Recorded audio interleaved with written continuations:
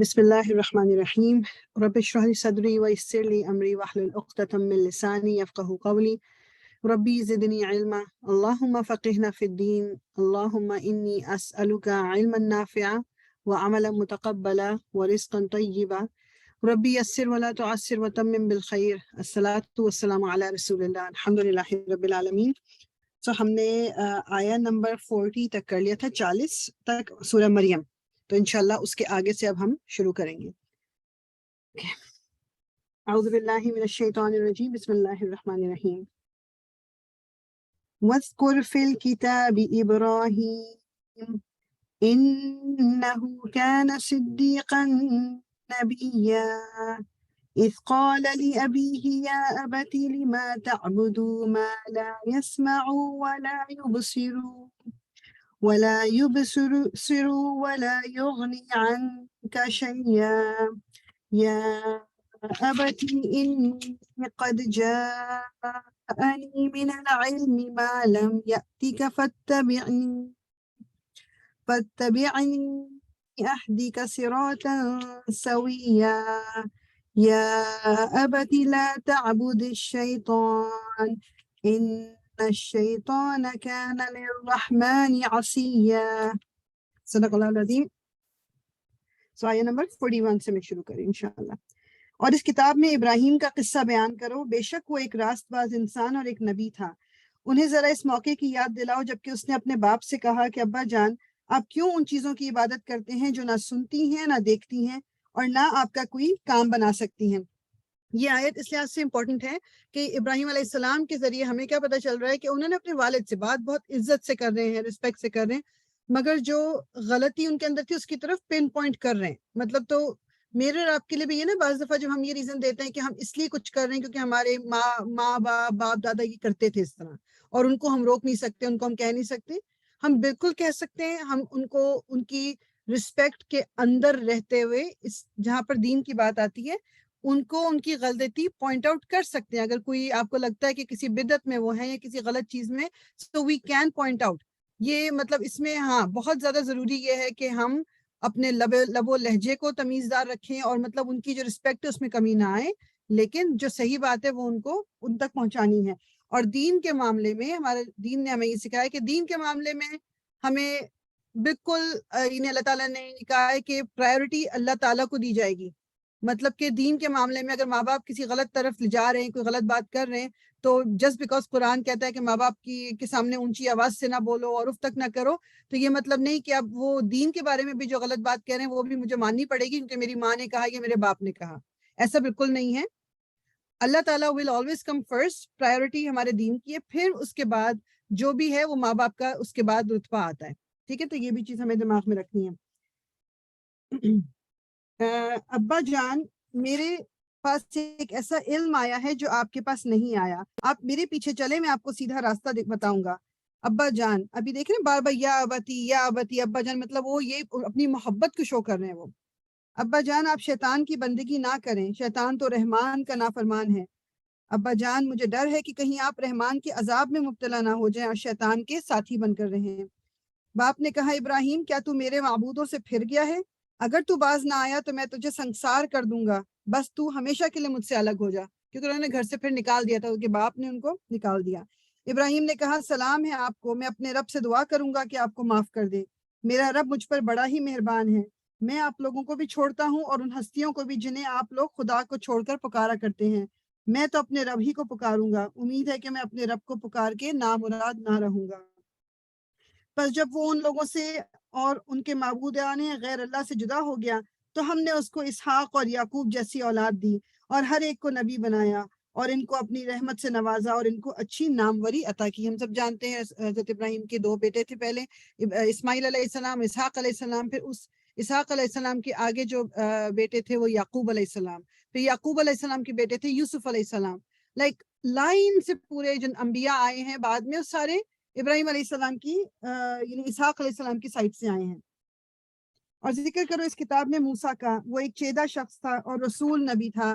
ہم نے اس کو طور کے اچھا یہ جو رسول نبی، کبھی آپ دیکھتے ہیں نا کبھی رسول کا ذکر ہوتا ہے لفظ کا اور کبھی نبی کا، تو علماء کا جو ایک مطلب ایک بگ گروپ آف علماء وہ اس کی ڈفرینشیشن اس طرح کرتے ہیں کہ جو رسول ہے وہ مطلب جو یعنی ہر رسول نبی ہوتا ہے مگر ہر نبی رسول نہیں ہو سکتا. بیسیکلی رسول جو ہے وہ کتاب لے کے آتے ہیں, ٹھیک ہے, جن کو کتاب دی جاتی ہے وہ رسول کہلائیں گے, اور جو نبی ہیں وہ پچھلی شریعت کو آگے لے کے چلتے ہیں. میسنجرز دونوں ہیں, مطلب اللہ تعالیٰ کا پیغام لے کے آئے ہیں, لیکن ایک کو کتاب دی جاتی ہے اور ایک اس پچھلی کتاب کو آگے لے کے جاتے ہیں.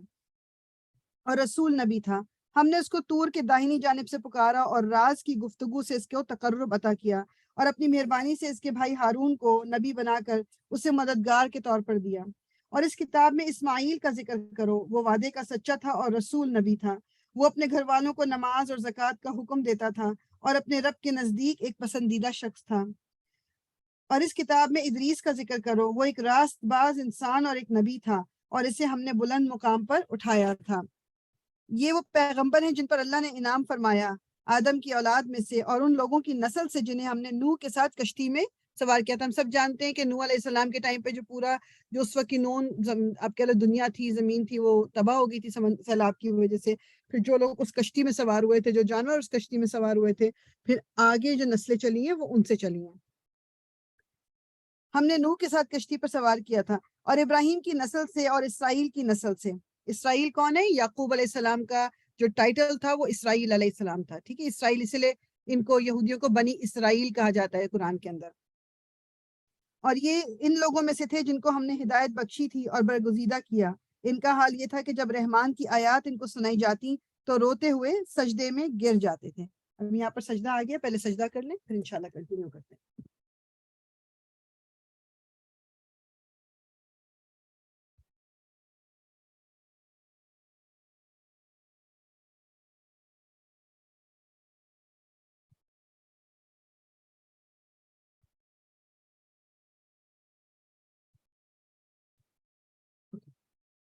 ان کا حال یہ تھا کہ جب رحمان کی آیات ان کو سنائی جاتی تو روتے ہوئے سجدے میں گر جاتے تھے. پھر ان کے بعد وہ ناخلف لوگ ان کے جانشین ہوئے جنہوں نے نماز کو ضائع کیا اور خواہشات نفس کی پیروی کی. یہ نماز کو ضائع کرنا, یہ میں اور آپ بھی بس اپنے دماغ میں یہ بات رکھیں گے, کیا ہمارے زمانے میں اب نماز ضائع کی جاتی ہے کہ نہیں کی جاتی؟ نماز کا ضائع ہونا کیا ہے؟ اس کو وقت پہ نہ پڑھنا, یا پانچوں نمازیں نہ پڑھنا, ایک آدھ پڑھ لی, یا نماز کو مطلب اس میں خشوع کا نہ ہونا, میننگ کہ بس نماز بھاگم دوڑ میں ایک فزیکل ایکسرسائز کے طور پہ پڑھنا, یا نماز دکھاوے کے لیے پڑھنا. مطلب ایک چیز ہمیشہ یاد رکھیے گا کہ نماز کی ایک ویلیڈیٹی آپ کہہ لو, یا نماز کا جو ایک اثر ہے وہ مطلب اٹ از ناٹ پاسبل کہ وہ ہمارے ایٹیٹیوڈ میں, ہمارے کیریکٹر میں وہ نظر نہ آئے. یہ میں نہیں کہہ رہی کہ جو نماز پڑھیں گے اور پھر وہ بالکل ایک پرفیکٹ انسان بن کے سامنے آئیں گے اور ان کے اندر کوئی فلا نہیں ہوگا, کوئی خرابی نہیں, یہ بات بالکل بھی نہیں ہے. نماز لیکن ایٹ لیسٹ یہ ضرور ہے کہ نماز دل میں خدا کا خوف ضرور پیدا کرے گی. نماز آپ کو جھوٹ بولنے سے ضرور روکے گی. نماز آپ کو فحش باتیں کرنے سے روکے گی. یہ نماز مطلب یہ, اور آف کورس جو خشوع اور خضوع جس کو ہم کہتے ہیں, بعض دفعہ ہمیں فیل ہوتا ہے ہماری نمازوں میں وہ نہیں ہوتا. اس کے لیے انسان کوشش کرتا رہے. کوشش مطلب اس کے کچھ طریقے لوگ بتاتے ہیں کہ جس طرح آپ ٹائم یعنی باقی چیزیں ساری ختم کر کے آپ نماز کی میننگ ختم کرنے سے مراد یہ, جیسے چولہے پہ کچھ رکھا ہوا ہے لیکن اب نماز کا ٹائم ہو گیا, چولہا بند کر دیں اتنی دیر تاکہ نماز میں دماغ میں یہ نہ آئے بار بار کہ میں نے چولہے پہ کچھ رکھا ہوا ہے. اپنے فون کو سائلنٹ پہ کر دیں. اپنی مطلب کوئی جگہ اس طرح گھر میں ڈھونڈیں جس میں آپ کو ڈسٹریکشن کم ہو کہ جہاں آپ جب نماز پڑھیں گے, ٹھیک ہے. اور وہ کہتے ہیں کہ وضو کو پراپر طریقے سے کریں, وضو تھوڑا پہلے کر لیں, نماز کا انتظار کریں. یہ کچھ چیزیں ہیں. اور پھر قرآن کو زیادہ سے زیادہ میمورائز مطلب کرنے کی کوشش کریں کہ سورہ اخلاص کے علاوہ بھی ہم کچھ پڑھ سکیں اپنی رکعت میں. قل هو اللہ صرف نہ پڑھیں, ہم سورہ ناس یا سورہ فلق صرف نہ پڑھیں, یا سورہ کوثر صرف نہ پڑھیں, جو چھوٹی ترین صورتیں ہیں. اللہ تعالیٰ مجھے بھی توفیق دے اور آپ کو بھی کہ ہم اتنا قرآن تو یاد کریں کہ جس طرح ہم اس کو فوکس کر کے ہم ان آیات کو جو اپنی رکعت میں پڑھیں گے تو ہمارا فوکس آٹومیٹکلی نماز کی طرف ہو جائے گا. جب آپ کو میننگ بھی ان کا سمجھ آئے گا یا آپ نے میننگ یاد کیا ہوا ہے تو آپ کو اور بھی فوکس ہوگا. ایک پرابلم ہمارے ساتھ یہ ہوتی ہے نا کہ ہمیں میننگ اگر نہیں پتا تو پھر فوکس کرنا مشکل ہو جاتا ہے. جس کو میننگ پتا ہوگا اس کا دماغ, اس کا دھیان زیادہ ہوگا. دوسری چیز, اور علماء یہ کہتے ہیں کہ آپ اتنی آواز میں نماز پڑھو کہ آپ کے کان کم از کم سن سکیں, وہ بھی فوکس کرنے میں ہیلپ کرتا ہے. تو یہ تمام چیزیں اس کی تھوڑی پریکٹس کریں گے تو خشوع بھی پیدا ہوگا, خضوع بھی. اور یقین کرو کہ جب آپ کو اگر آیات کا میننگ سمجھ آ رہا ہے نا تو وہ خشوع آٹومیٹکلی ایک لمٹ تک تو ضرور پیدا کر دیتا ہے آپ کے اندر. دین یو نو کہ what you are seeing. And اپنے آپ کو یہ یاد کرائیں کہ جس وقت میں نماز کے لیے کھڑی ہوں میرا رب مجھے دیکھ رہا ہے. وہ ہر بندہ جو نماز کے لیے کھڑا ہوتا ہے اللہ تعالیٰ اس کو دیکھتے ہیں, اللہ تعالیٰ اس کا ذکر فرشتوں میں کرتے ہیں. Like this is some thing, مجھے اپنے ارد گرد کوئی نظر نہیں آ رہا ہوتا ہے تو اس لیے میرے, لیکن یہ اپنے آپ کو ریمائنڈ کرائیں کہ اللہ تعالیٰ مجھے دیکھ رہے ہیں. تو میں جس طرح جب میں لوگوں کے سامنے اپنا بیسٹ بیہیویئر رکھتی ہوں تو میں اللہ تعالیٰ کے سامنے بھی بیسٹ طریقے سے سامنے کھڑی ہوں اللہ تعالیٰ کے, اور فوکس کروں اپنی نماز کے اوپر. تو پچھلی لوگوں کے اللہ تعالیٰ کیا کہہ رہے ہیں کہ ناخلف لوگ تھے جو جانشین ہوئے, جنہوں نے نماز کو ضائع کیا اور خواہشات نفس کی پیروی کی. بس قریب ہے کہ وہ گمراہی کے انجام سے دوچار ہوں. البتہ جو توبہ کر لیں اور ایمان لے آئیں اور نیک عمل اختیار کریں وہ جنت میں داخل ہوں گے اور ان کی ذرہ برابر حق تلفی نہ ہوگی. ان کے لیے ہمیشہ رہنے والی جنتیں ہیں جس کا رحمان نے اپنے بندوں سے در پردہ وعدہ کر رکھا ہے, اور یقیناً یہ وعدہ پورا ہو کر رہنا ہے. وہاں کوئی بےہودہ بات نہ سنیں گے, جو کچھ بھی سنیں گے ٹھیک ہی سنیں گے, اور ان کا رزق انہیں پہم صبح و شام ملتا رہے گا. یہ ہے وہ جنت جس کا وارث ہم اپنے بندوں میں سے ان کو بنائیں گے جو پرہیزگار ہیں. اللہ تعالیٰ نے یہ نہیں کہا کہ میں ان کو بناؤں گا جو پرفیکٹ ہیں, جو پکے نمازی ہیں یا پکے روزے دار. اللہ تعالیٰ نے کہا جو پرہیزگار ہے. پرہیزگار یعنی جو اس میں عربی کا ورڈ ہے نا تقیہ کا استعمال ہے, تقویٰ. تقویٰ کیا ہے کہ آپ کانسٹنٹلی آپ کے دل میں خیال ہے کچھ بھی کرتے وقت کہ میں غلط تو نہیں کر رہی, اپنے آپ کو آپ جج کر رہے ہو کانسٹنٹلی. تقویٰ یہ ہے, پرہیزگاری یہ ہے. اس میں ہم پھسلیں گے بھی, ہم سے غلطیاں بھی ہوں گی, خرابیاں بھی ہوں گی, ہم سے وہ تمام چیزیں ہوں گی جو ہم نہیں کرنا چاہتے, لیکن بس شیطان کا ایک غلبہ آتا ہے جو ہم کر لیتے ہیں. ہم پھر اٹھیں, پھر اللہ تعالیٰ سے معافی مانگیں اور پھر راستے پہ چل پڑیں. یہ ہے اللہ تعالیٰ کی ایکسپیکٹیشن مجھ سے اور آپ سے, کہ وہ گیو اپ کر کے بس بیٹھ نہیں جاتے, یا وہ اپنی دنیا میں اتنے مست نہیں ہیں کہ ان کو اپنی آخرت کی فکر ہی نہیں ہے. یہ ہوتے ہیں متقی لوگ. تو اللہ تعالیٰ کیا کہہ رہے ہیں کہ جو جس میں یہ کوالٹیز ہوگی ان کو میں وارث بناؤں گا جنت کا, اور جس کا میں نے ان سے وعدہ کیا. تو یہ ایک اور جگہ پیچھے ہم پڑھ کے آ گئے کہ اللہ تعالیٰ نے کہا تھا کہ میں تمہارے جان اور تمہاری مطلب یہ جو دنیا کی زندگی اس کے بدلے اللہ تعالیٰ نے ہمیں جنت دینی ہے. تو یہ ہم نے بیچ دی, اپنی خواہشات اور اپنی جان اللہ کے آگے بیچ دی ہے. وائی؟ بیکاز ہمیں جنت چاہیے. اے محمد ہم تمہارے رب کے بغیر حکم کے بغیر نہیں اترا کرتے. جو کچھ ہمارے آگے ہے اور جو کچھ پیچھے ہے اور جو کچھ اس کے درمیان ہے, ہر چیز کا مالک وہی ہے اور تمہارا رب بھولنے والا نہیں ہے. اب یہ جو ایک دم سے آپ دیکھ رہے ہو کہ پیٹرن چینج ہو گیا, ابھی بات کوئی اور ہوئی تھی, ایک دم سے یہ کیا, تو کہتے یہ ہیں کہ یہ آیات نازل ہوئی تھی کیونکہ رسول اللہ صلی اللہ علیہ وسلم کو انتظار رہتا تھا کہ کب وہی آئے گی, حضرت جبرائیل کیوں دیر کر کے آ رہے ہیں. وہ تو ظاہری بات ہے اسی وقت آتے تھے جب اللہ تعالیٰ ان کو بھیجتے تھے. تو انہوں نے ایک دن مطلب پوچھا ہوگا حضرت جبرائیل سے کہ آپ جلدی جلدی کیوں نہیں آتے وہی لے کر. تو اس کا جواب دیا جا رہا ہے. علماء یہ کہتے ہیں کہ most probably this is why یہ آیات کیا ہیں کہ اے محمد ہم تمہارے رب کے حکم کے بغیر نہیں اترا کرتے. جو کچھ ہمارے آگے ہے اور جو کچھ پیچھے ہے اور جو کچھ اس کے درمیان ہے, ہر چیز کا مالک وہ ہے اور تمہارا رب بھولنے والا نہیں ہے. وہ رب ہے آسمانوں کا اور زمین کا اور ان ساری چیزوں کا جو آسمان اور زمین کے درمیان ہیں. بس تم اس کی بندگی کرو اور اسی کی بندگی پر ثابت قدم رہو. کیا ہے کوئی ہستی تمہارے علم میں اس کی ہم پایا؟ انسان کہتا ہے کہ کیا واقعی جب میں مر چکوں گا تو پھر زندہ کر کے نکال لایا جاؤں گا؟ کیا انسان کو یاد نہیں آتا کہ ہم پہلے اس کو پیدا کر چکے ہیں جبکہ وہ کچھ بھی نہ تھا؟ تیرے رب کی قسم ہم ضرور ان سب کو اور ان کے ساتھ شیاطین کو بھی گھیر کر لائیں گے, پھر جہنم کے گرد لا کر انہیں گھٹنوں کے بل گرا دیں گے. پھر ہر گروہ میں سے ہر اس شخص کو چھانٹ لیں گے جو رحمان کے مقابلے میں زیادہ سرکش بنا ہوا تھا. پھر یہ ہم جانتے ہیں کہ ان میں سے کون سب سے بڑھ کر جہنم میں جھونکے جانے کا مستحق ہے. تم میں سے کوئی ایسا نہیں ہے جو جہنم پر وارد نہ ہو. وارد نہ ہو کا مطلب وہ کہتے یہی ہے کہ ایوری ون ول سی جہنم, چاہے جنت میں جانے والے ہیں چاہے دوزخ میں ہی جانے والے, دیکھیں گے سب. اور جنت والے جو ہیں ان کو یہ کر دیا جائے گا, دیکھو تم یہاں جا سکتے تھے مگر تم بچا لیے گئے, اور دوزخ والے جو ہیں وہ اس کے اندر گرا دیے جائیں گے. تو دیکھیں گے سب. یہ تو ایک طے شدہ بات ہے جسے پورا کرنا تیرے رب کا ذمہ ہے. پھر ہم ان لوگوں کو بچا لیں گے جو دنیا میں متقی تھے اور ظالموں کو اس میں گرا ہوا چھوڑ دیں گے. پل صراط کا بھی کہتے ہیں نا کہ وہ بھی جو بنا ہوا ہے پل صراط وہ جہنم کے اوپر بنا ہوا ہے, اور every one has to cross پل صراط. تو اس پہ کوئی گرتے پڑتے جائے گا, کوئی کرال کر کے جائے گا, کوئی واک کر کے جائے گا, کوئی بھاگ دوڑ کرتے ہوئے جائے گا, کوئی تیز. اور یہ کس پہ ڈیپینڈ کرے گا؟ دو چیزیں, دنیا میں ہمارے اعمال کیسے تھے اور ان اعمال کی بیسس میں ہمیں کتنی روشنی ملی ہے کہ جس کی لائٹ میں پھر ہم تیزی سے چلتے چلے جا رہے ہیں. کیونکہ جہاں پر پل صراط ہوگا وہاں ٹوٹل ڈارکنیس ہے, انسان اپنے اعمال کی روشنی کی بیسس پہ چلے گا اس پل کے اوپر. تو کچھ لوگ ہوں گے ان کی صرف جو انگلیوں کے پور ہوتے ہیں نا اس میں سے لائٹ نکل رہی ہوگی, کچھ لوگ جو ہیں وہ پورے کے پورے روشن ہوں گے, کچھ لوگ کی کوئی پارٹ تو مطلب اٹ ول آل ڈیپینڈ کس کے اعمال کس طرح کے تھے. اور جو منافق ہوں گے اور جو کافر وہ پیچھے پیچھے آ رہے ہوں گے مسلمانوں کے, کہ وہ کہیں گے تھوڑا سا ہماری طرف دیکھو یا روشنی دے دو, اور پھر ان کے اور مسلمانوں کے درمیان ایک جو دیوار سی حائل ہو جائے گی اور ان کو الگ کر دیا جائے گا. اللہ تعالیٰ ہمیں ان لوگوں میں شامل کرے جن کے آگے پیچھے ہر طرف نور ہو. اللہ تعالیٰ ہمیں نور عطا فرمائے, آمین یا رب العالمین.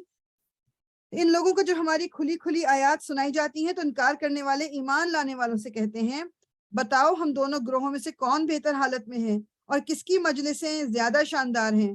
حالانکہ اس سے پہلے ہم کتنی ایسی قوموں کو ہلاک کر چکے ہیں جو ان سے زیادہ سر و سامان رکھتی تھیں یا ظاہری شان و شوکت میں ان سے بڑھی ہوئی تھیں. ان سے کہو جو شخص گمراہی میں مبتلا ہوتا ہے اسے رحمان ڈھیل دیا کرتا ہے, یہاں تک کہ جب ایسے لوگ وہ چیز دیکھ لیتے ہیں جن کا ان سے وعدہ کیا گیا تھا, خواہ وہ عذاب الہی ہو یا قیامت کی گھڑی, تب انہیں معلوم ہو جاتا ہے کہ کس کا حال خراب ہے اور کس کا جتھا کمزور. اس کے برعکس جو لوگ راہ راست اختیار کرتے ہیں اللہ ان کو راست روی میں ترقی عطا فرماتا ہے, یعنی کہ جو اسٹریٹ راستے پہ اپنے آپ کو ڈال لیتا ہے پھر اس پہ آگے چلانا, اس پہ ترقی دینا وہ اللہ تعالیٰ نے کرنا ہے. میرے اور آپ کے اندر کچھ نہیں ہے, میرے اور آپ کے بس میں کچھ نہیں ہے. ہماری نیت اگر خالص ہے اور ہم اس ٹریک پہ ایک دم شروع ہو رہے ہیں, بس ٹھیک ہے پہلا قدم میں نے اٹھا لیا کہ مجھے اب اپنے آپ کو دین پر چلانا ہے, پھر اللہ تعالیٰ ہاتھ پکڑتے ہیں انسان کا. وہ حدیث کا مفہوم ہے نا کہ جو چل کے آتا ہے اللہ تعالیٰ دوڑ کے اس کی طرف آتے ہیں. کوئی ایک ہاتھ کے برابر آ گیا تھا اللہ تعالیٰ فرلانگ کے نہیں کہ اور تیزی سے اس کے پاس آتے ہیں, کیونکہ میں اور آپ دین پہ نہیں چل سکتے اگر اللہ کی مدد ساتھ نہ ہو ہمارے. اور مدد کس وقت ساتھ ہوتی ہے؟ جب اللہ تعالیٰ دیکھتے ہیں کہ یہ شخص دل سے چاہتا ہے اپنے آپ کو سیدھے راستے پہ چلانا. صرف لوگوں کے کہنے پہ کسی کو بھی ہدایت نہیں ملے گی. اگر میں دل سے اندر سے نہیں چاہتی کہ مجھے ہدایت ملے تو اللہ تعالیٰ زبردستی تھوپیں گے نہیں ہدایت میرے اوپر. اور باقی رہ جانے والی نیکیاں ہی تیرے رب کے نزدیک جزا اور انجام کے اعتبار سے بہتر ہیں.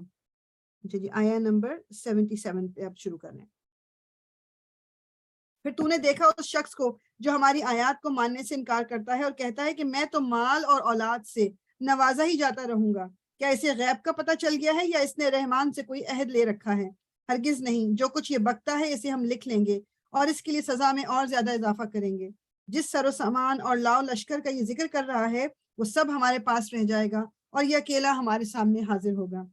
ان لوگوں نے اللہ کو چھوڑ کر اپنے کچھ خدا بنا رکھے ہیں تاکہ وہ ان کی پشتبان ہو. کوئی پشتبان نہ ہوگا, یعنی کوئی سپورٹر ہو جائیں, کوئی نہ ہوگا. وہ سب ان کی عبادت کا انکار کریں گے اور الٹے ان کے مخالف بن جائیں گے. مطلب جب ایک ایگزامپل جو بہت بڑی ایگزامپل ہے میرے اور آپ کے لیے, جو ہمارے یہاں ایک ٹرینڈ ہے مزاروں پہ جانے کا, اور مزار میں جو قبر ہوتی ہے وہ کسی نیک بندے کی ہی ہو, ٹھیک ہے, کیونکہ وہ بہت سارے بزرگ گزرے جنہوں نے اپنی زندگیاں دین کے لیے یا اچھائی میں گزار دی. اب وہ اس دنیا سے چلے گئے, انہوں نے لوگوں کو نہیں کہا کہ تم آ کے میرے قبر پہ ماتھا ٹیکو یا یہ کرو وہ کرو. تو جب قیامت کے دن وہ سب آمنے سامنے ہوں گے تو وہ لوگ انکار کریں گے کہ ہم نے تو نہیں کہا تھا ان کو کہ یہ ہماری قبروں پہ آئیں, ہم نے تو نہیں کہا تھا کہ یہ ہمیں پوجیں یا ہماری عبادت کریں یا ہم پہ چڑھاوے چڑھائیں گے, جو بھی کریں. وہ لوگ صاف انکار کر دیں گے اور یہ سب کچھ ہوگا اس دن. یہ اللہ تعالیٰ بتا رہے ہیں ہمیں قرآن کے اندر. کیا تم دیکھتے نہیں ہو کہ ہم نے ان منکرین حق پر شیاطین چھوڑ رکھے ہیں جو انہیں خوب خوب مخالفت حق پر اکسا رہے ہیں. اچھا تو اب ان پر نزول عذاب کے لیے بےتاب نہ ہو, ہم ان کے دن گن رہے ہیں. وہ دن آنے والا ہے جب متقی لوگوں کو ہم مہمانوں کی طرح رحمان کے حضور پیش کریں گے اور مجرموں کو چاہیے کو پیاسے جانوروں کی طرح جہنم کی طرف ہانک لے جائیں گے. اس وقت لوگ کوئی سفارش لانے پر قادر نہ ہوں گے سوائے اس کے جس نے رحمان کے حضور سے پروانہ حاصل کر لیا. میننگ کہ جس کو اللہ تعالیٰ اجازت دیں گے صرف وہی شخص جو ہے وہ اللہ تعالیٰ کے آگے کسی کی شفا کی ریکویسٹ کر سکتا ہے, ورنہ کوئی کچھ نہیں بول سکتا. وہ کہتے ہیں کہ رحمان نے کسی کو بیٹا بنایا ہے. سخت بےہودہ بات ہے جو تم لوگ گھر لائے ہو. قریب ہے کہ آسمان پھٹ پڑے, زمین شک ہو جائے اور پہاڑ گر جائیں اس بات پر کہ لوگوں نے رحمان کے لیے اولاد ہونے کا دعویٰ کیا ہے. رحمان کی یہ شان نہیں کہ وہ کسی کو بیٹا بنائے. زمین اور آسمانوں کے اندر جو بھی ہیں سب اس کے حضور بندوں کی حیثیت سے پیش ہونے والے ہیں. سب پر وہ محیط ہے اور اس نے ان کو شمار کر رکھا ہے. سب قیامت کے روز فردن فردن اس کے سامنے حاضر ہوں گے. یقیناً جو لوگ ایمان لے آئے ہیں اور عمل صالح کر رہے ہیں ان قریب رحمان ان کے لیے دلوں میں محبت پیدا کر دے گا۔ پس اے محمد اس کلام کو ہم نے آسان کر کے تمہاری زبان میں اسی لیے نازل کیا ہے کہ تم پرہیزگاروں کو خوشخبری دے دو اور ہر دھرم لوگوں کو ڈراؤ۔ ان سے پہلے ہم کتنی ہی قوموں کو ہلاک کر چکے ہیں، پھر آج کہیں تم ان کا نشان پاتے ہو یا ان کی بھنک بھی کہیں سنائی دیتی ہے۔ جیسا مجھے لگتا ہے نا کہ جیسے میں تو ہمیشہ یہاں رہوں گی، کوئی فکر ہی نہیں ہوتی بالکل کہ موت آنی ہے، آگے جانا ہے، کیونکہ پھر بندہ صرف بیٹھ کے یہ سوچ لے کہ اسی زمین پہ جہاں میں چل پھر رہی ہوں مجھ سے پہلے کتنے لوگ ہو کے گزرے ہوں گے جو اب اس دنیا میں نہیں ہیں، تو جس طرح وہ چلے گئے اس طرح میں نے بھی چلے جانا ہے، جس طرح ان سے سوال جواب ہوگا اس طرح میرے سے بھی سوال جواب ہوگا۔ پتہ نہیں ہم، اور یہ تھاٹ، یہ خیال اتنا ضروری ہے دل میں ہماری مضبوطی کے لیے، ہمارے ایمان کی مضبوطی کے لیے، کیونکہ یہی سارا جس طرح ہوتا ہے نا جب آپ کو جواب دہی کا خدشہ ہوتا ہے نا تب آپ اپنے طریقہ ذرا ٹھیک رکھتے ہو۔ عام دنیا کی چیزوں میں آپ دیکھ لو کہ اگر آپ کو کوئی پوچھتا ہی نہیں ہے، آپ نے سے آپ کی جاب پہ آپ کے جو ہائر اپ ہیں وہ آپ سے سوال نہیں کرتے، بس کام دے دیا، اس کے بعد کبھی نہیں پوچھا کہ آپ نے کام کیا کہ نہیں کیا، سو آپ کا ایٹیٹیوڈ کچھ عرصے کے بعد کیا ہو جائے گا کہ یو ول بی ریلیکس، کر لیا نہیں کیا نہیں کیا۔ یہ بچوں میں بھی یہی ہے، یہ اسکول میں بھی یہی ہے، یونیورسٹی میں یہی، ہر لیول پہ یہی ہے۔ جب ہمیں جواب دہی کا خدشہ نہیں ہوتا ہمارا ایٹیٹیوڈ ڈفرینٹ ہوتا ہے، جہاں ہمیں پتہ ہے کہ ہماری پکڑ ہو جائے گی وہاں ہمارا ایٹیٹیوڈ ڈفرینٹ ہوتا ہے۔ تو ہمیں اس پہ ورک کرنا ہے کہ اللہ تعالیٰ کے سامنے مجھے کھڑا ہونا ہے، اس کی حقیقت سے میں انکار کر ہی نہیں سکتی، یہ ہونا ہی ہے۔ اب میں اس کے لیے تیاری کتنی کرتی ہوں یہ میرے اوپر ہے، سامنے تو مجھے کھڑے ہونا پڑے گا۔ تو یہاں ہماری سورہ مریم ختم ہوئی، اب سورہ طٰہٰ انشاءاللہ ہم شروع کرتے ہیں۔ سورہ طٰہٰ میں نا کافی زیادہ موسیٰ کا اور دوبارہ پھر ذکر آئے گا انشاءاللہ تعالیٰ، اور یہ بھی سورہ مریم اور سورہ طٰہٰ کا جو زمانہ نزول ہے مکے کا، وہ مطلب یعنی وہ کہتے ہیں ہجرت حبشہ جو ہوئی تھی یا تو ڈیورنگ دیٹ ٹائم، یعنی اس سے تھوڑا پہلے یا اس کے تھوڑا بعد یہ نازل ہوئی ہے۔ اور وہ یہ کہتے ہیں کہ آلدو کے واقعات کی بیسس پہ وہ اس بات پہ ضرور یعنی پورے وثوق سے کہتے ہیں یا اوتھینٹکلی کہتے ہیں کہ یہ حضرت عمر کے اسلام قبول کرنے سے پہلے نازل ہو چکی تھی۔ Why is that? کیونکہ حضرت عمر جب آپ کو میں کوئکلی بتاؤں گی، واقعہ ہم سب نے سنا ہوتا ہے کہ ایک دن آپ نے حضرت عمر نے جب یہ مسلمان نہیں ہوئے تھے پورا ارادہ کر لیا کہ وہ رسول اللہ صلی اللہ علیہ وسلم کو نعوذ باللہ مطلب ختم کر دیں گے، یا مطلب یہ کیا بھائی بھائی میں لڑائی کرا دیے، پورے مصیبت شروع ہوگی سب کچھ۔ انہوں نے کہا، وہ جا رہے تھے تو کسی نے راستے میں کہا کہ پہلے تم اپنی بہن کو تو دیکھ لی، تمہارے بہن بہنوئی بھی مسلمان ہو چکے ہیں۔ اور وہ جب راستے سے اپنی بہن کی طرف گئے، باہر سے انہوں نے کچھ قرآن سنا اور پھر وہ اندر گیا، اور وہ پورا قصہ میں پتہ ہے کہ ان کی بہن نے وہ چھپا لیا۔ انہوں نے کہا تم کچھ پڑھ رہے تھے، کیا پڑھ رہے تھے؟ انہوں نے کہا کچھ نہیں۔ انہوں نے خیر زبردستی یہ پوچھا، انہوں نے کہا کہ ہم قرآن پڑھ رہے ہیں، اور ہم نے سورہ طٰہٰ پڑھ رہے تھے وہ لوگ اس وقت۔ تو انہوں نے پڑھ کے سنا، انہوں نے کہا کہ ان کے جو اپنے بہنوئی کو انہوں نے مطلب مارنے لگے تو بہن آگے آ گئی، بہن کو چوٹ لگی، ان کے جب خون دیکھا تو کہتے ہیں ایک دم سے ان کے دماغ میں کہ یہ میں نے کیا کیا ہے، اور پھر انہوں نے کہا کہ مجھے سناؤ یہ قرآن۔ تو انہوں نے کہا کہ نہیں، مطلب پڑھ بھی مطلب اس وقت وہ کسی اس پہ پیپر ٹائپ چیز پہ لکھا ہوا تھا ان کے پاس۔ تو انہوں نے کہا کہ نہیں، آپ پہلے جائیے، پہلے غسل کر کے آئیں، پھر آپ اس کو ہاتھ لگا سکتے ہیں۔ نہیں، پھر ان کو یہ سارا واقعہ ہوا، اور انہوں نے کہا کہ مجھے اب جانا ہے۔ پھر رسول اللہ صلی اللہ علیہ وسلم کے پاس وہ گئے، اور لوگوں کا یہ ہوا کہ تلوار لے کے آ رہے ہیں تو یہ گڑبڑ نہ کریں۔ رسول اللہ سے پوچھا کہ ان کو آنے دیں، انہوں نے کہا آنے دو۔ تو وہاں جا کے انہوں نے پھر اسلام قبول کر لیا تھا۔ تو اب سوچو کہ وہ قتل کے ارادے سے نکلے رسول اللہ کے، اور مسلمان ہو کے آئے ہیں۔ تو کسی سے بھی کبھی مایوس نہیں ہونا، زندگی میں کبھی مایوس نہیں ہونا کہ یہ تو اب اتنا آگے پہنچ چکا ہے، یہ تو واپس آ ہی نہیں سکتا۔ اور ہم لوگوں پہ فتوے دے دیتے ہیں، لوگوں کے بارے میں کہتے ہیں کہ یہ تو اب مسلمان نہیں ہو سکتا، اللہ تعالیٰ کے ہاتھ میں۔ اور رسول اللہ صلی اللہ علیہ وسلم نے دعا مانگی تھی اللہ تعالیٰ سے کہ 2 عمر ہیں، ان میں سے کسی ایک کو اللہ تعالیٰ تو میرے لیے مطلب وہ کر دے کہ انہیں مسلمان ہو جائے، جن کو ہم ابو جہل کہتے ہیں، وہ جو اصل نام ہے وہ عمر بن سمتنگ ہے، عمر بن حشام ہے یا کیا وہ نام ہے ابو جہل کا۔ تو ابو جہل کیوں کہا جاتا ہے؟ کہ وہ جہالت کی انتہا کر دی تھی اس نے رسول اللہ صلی اللہ علیہ وسلم کے اگینسٹ اور مسلمانوں کے اگینسٹ پلاننگ کر کے، اور اس سے پہلے مطلب وہ ایک بہت ہی عقل مند، باشعور، حکمت والا انسان سمجھا جاتا تھا ابو جہل جو تھا، اور اس کے بعد یہ ٹائٹل جو تھا یہ لیٹر آن ملا تھا اس کو۔ تو حضرت عمر چونکہ مسلمان ہوئے تھے اور سورہ طٰہٰ کو سن کے ہوئے تھے، اس سے مفسرین نے یہ پھر نتیجہ نکالا کہ سورہ طٰہٰ جو ہے اس ٹائم سے پہلے نازل ہو چکی تھی۔ ہم اس کو شروع کر لیتے ہیں۔ اعوذ باللہ من الشیطان الرجیم، بسم اللہ الرحمن الرحیم۔ طٰہٰ طٰہٰ ما انزلنا علیک القرآن لتشقى الا تذکرة لمن یخشى تنزیلا ممن خلق الارض والسماوات العلی الرحمن على العرش استوى له ما في السماوات وما في الأرض وما بينهما وما تحت الثرى وَإِن تَجْهَرْ بِالْقَوْلِ فَإِنَّهُ يَعْلَمُ السِّرَّ وَأَخْفَى۔ صدق اللہ العظیم۔ طٰہٰ، ہم نے یہ قرآن تم پر اس لیے نازل نہیں کیا ہے کہ تم مصیبت میں پڑ جاؤ، یہ تو ایک یاد دہانی ہے ہر اس شخص کے لیے جو ڈرے۔ نازل کیا گیا ہے اس ذات کی طرف سے جس نے پیدا کیا ہے زمین کو اور بلند آسمانوں کو۔ وہ رحمان کائنات کی تخت سلطنت پر جلوہ فرما ہے، مالک ہے ان سب چیزوں کا جو آسمانوں اور زمین میں ہیں اور جو زمین اور آسمان کے درمیان ہیں اور جو مٹی کے نیچے ہیں، یعنی کہ جو کچھ جہاں جہاں کچھ ایک لمٹ تک جہاں تک ہماری نظر جاتی ہے، اور پھر بیونڈ دیٹ کہ ہماری نظر جہاں نہیں بھی جا رہی، وہ بھی تمام سب کچھ اللہ تعالیٰ کی مطلب ملک ہے، اللہ تعالیٰ نے اس کو پیدا کیا ہے۔ تم چاہے اپنی بات پکار کر کہو، وہ تو چپکے سے کہی ہوئی بات بلکہ اس سے مخفی تر بات بھی جانتا ہے۔ یعنی اس طرح ہوتا ہے نا، بعض دفعہ لوگ دعائیں زور زور سے مانگ رہے ہوتے ہیں چیزیں، اللہ تعالیٰ سن سکتا ہے اس کو، زور سے بول کے کوئی اس کو فرق نہیں پڑا، مطلب میں دل میں بھی اگر اپنی بالکل اکیلے کمرے میں مانگ رہی ہوں دعا تو وہ بھی سن رہا ہے، میری صدا وہ سن رہا ہے۔ تو اس لیے مطلب وہ بعض دفعہ جو اس طرح ہوتا ہے نا، اس کی ضرورت نہیں ہوتی کرنے کی، وہ اللہ ہے، اس کے سوا کوئی خدا نہیں، اس کے لیے بہترین نام ہے۔ اور تمہیں کچھ موسیٰ کی خبر بھی پہنچی ہے جب کس نے ایک آگ دیکھی اور اپنے گھر والوں سے کہا کہ ذرا ٹھہرو، میں نے ایک آگ دیکھی ہے، شاید کہ تمہارے لیے ایک آدھ انگارہ لے آؤں یا اس آگ پر مجھے راستے کے متعلق کوئی رہنمائی مل جائے۔ حضرت موسیٰ کا پتہ ہے کہ وہ کوئک تھوڑا سا میں واقعہ سنا دیتی ہوں تاکہ آپ کو تھوڑی سی چیزیں اس میں کلیئر ہو جائیں۔ حضرت موسیٰ جو تھے جب وہ بڑے ہوئے فرعون کے دربار میں، اور پھر اس کے بعد جب ان کو نبی بنا دیا گیا، تو اس کے بعد آپ کو پتہ پورا کہ وہ کس طرح سے فرعون کے دربار میں وہ پھر جادوگروں کے ساتھ مقابلہ اور یہ ساری چیزیں جو بھی تھی وہ اپنی ہوئی۔ اب ایک دن پھر اسی طرح دوپہر کو یہ کہیں جا رہے تھے، تو دوپہر وہاں پر دیکھا کہ دو لوگ آپس میں لڑ رہے ہیں، ایک بنی اسرائیل کے لوگ تھے اور ایک جو تھے وہ فرعون کا وہ تھا۔ تو انہوں نے جب صلح صفائی کرانے لگے تو مطلب صلح صفائی کرا دی بیسیکلی۔ نیکسٹ ڈے انہوں نے دیکھا تو پھر وہی ایک شخص جس کی کل صلح صفائی کرائی تھی وہ پھر اب کسی اور سے لڑ رہا ہے، تو ان کو غصہ آیا، خیر اس کو جو انہوں نے ایک ہاتھ مارا تو وہ اتنی زور کا لگ گیا کہ اس کی ڈیتھ ہو گئی۔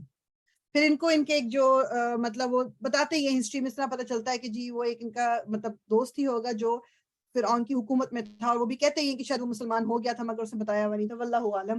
اس نے آ کے کہا کہ تمام جو پولیس ہے نا تمہارے مطلب تمہیں ڈھونڈ رہی ہے، تو بہتر ہے کہ تم یہاں سے نکل جاؤ۔ تو آپ وہاں سے نکل کے مدین کی طرف گئے، مدین میں اب اکیلے بیٹھے ہوئے تھے اور آپ نے مطلب بے حال، اور وہ مطلب آپ کے پاس کچھ نہیں، آپ صرف خالی بیٹھے ہوئے تھے وہاں پر۔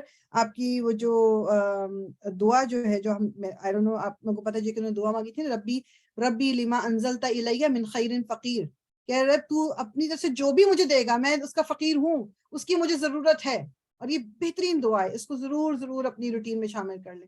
تو وہاں پر جس طرح واقعہ ہوا کہ دو لڑکیوں کو انہوں نے دیکھا کہ وہ اپنی جو بکریاں ہیں ان کو پکڑ کے کھڑی ہوئی ہیں کہ انہوں نے پانی پلانا ہے، مگر پانی والی جگہ پہ مرد اپنے جانور لے کے بہت مطلب اتنا جھمگٹا ہے کہ وہ ویٹ کر رہی ہیں کہ وہ لوگ جب پلا کے چلے جائیں تو یہ آگے جائیں۔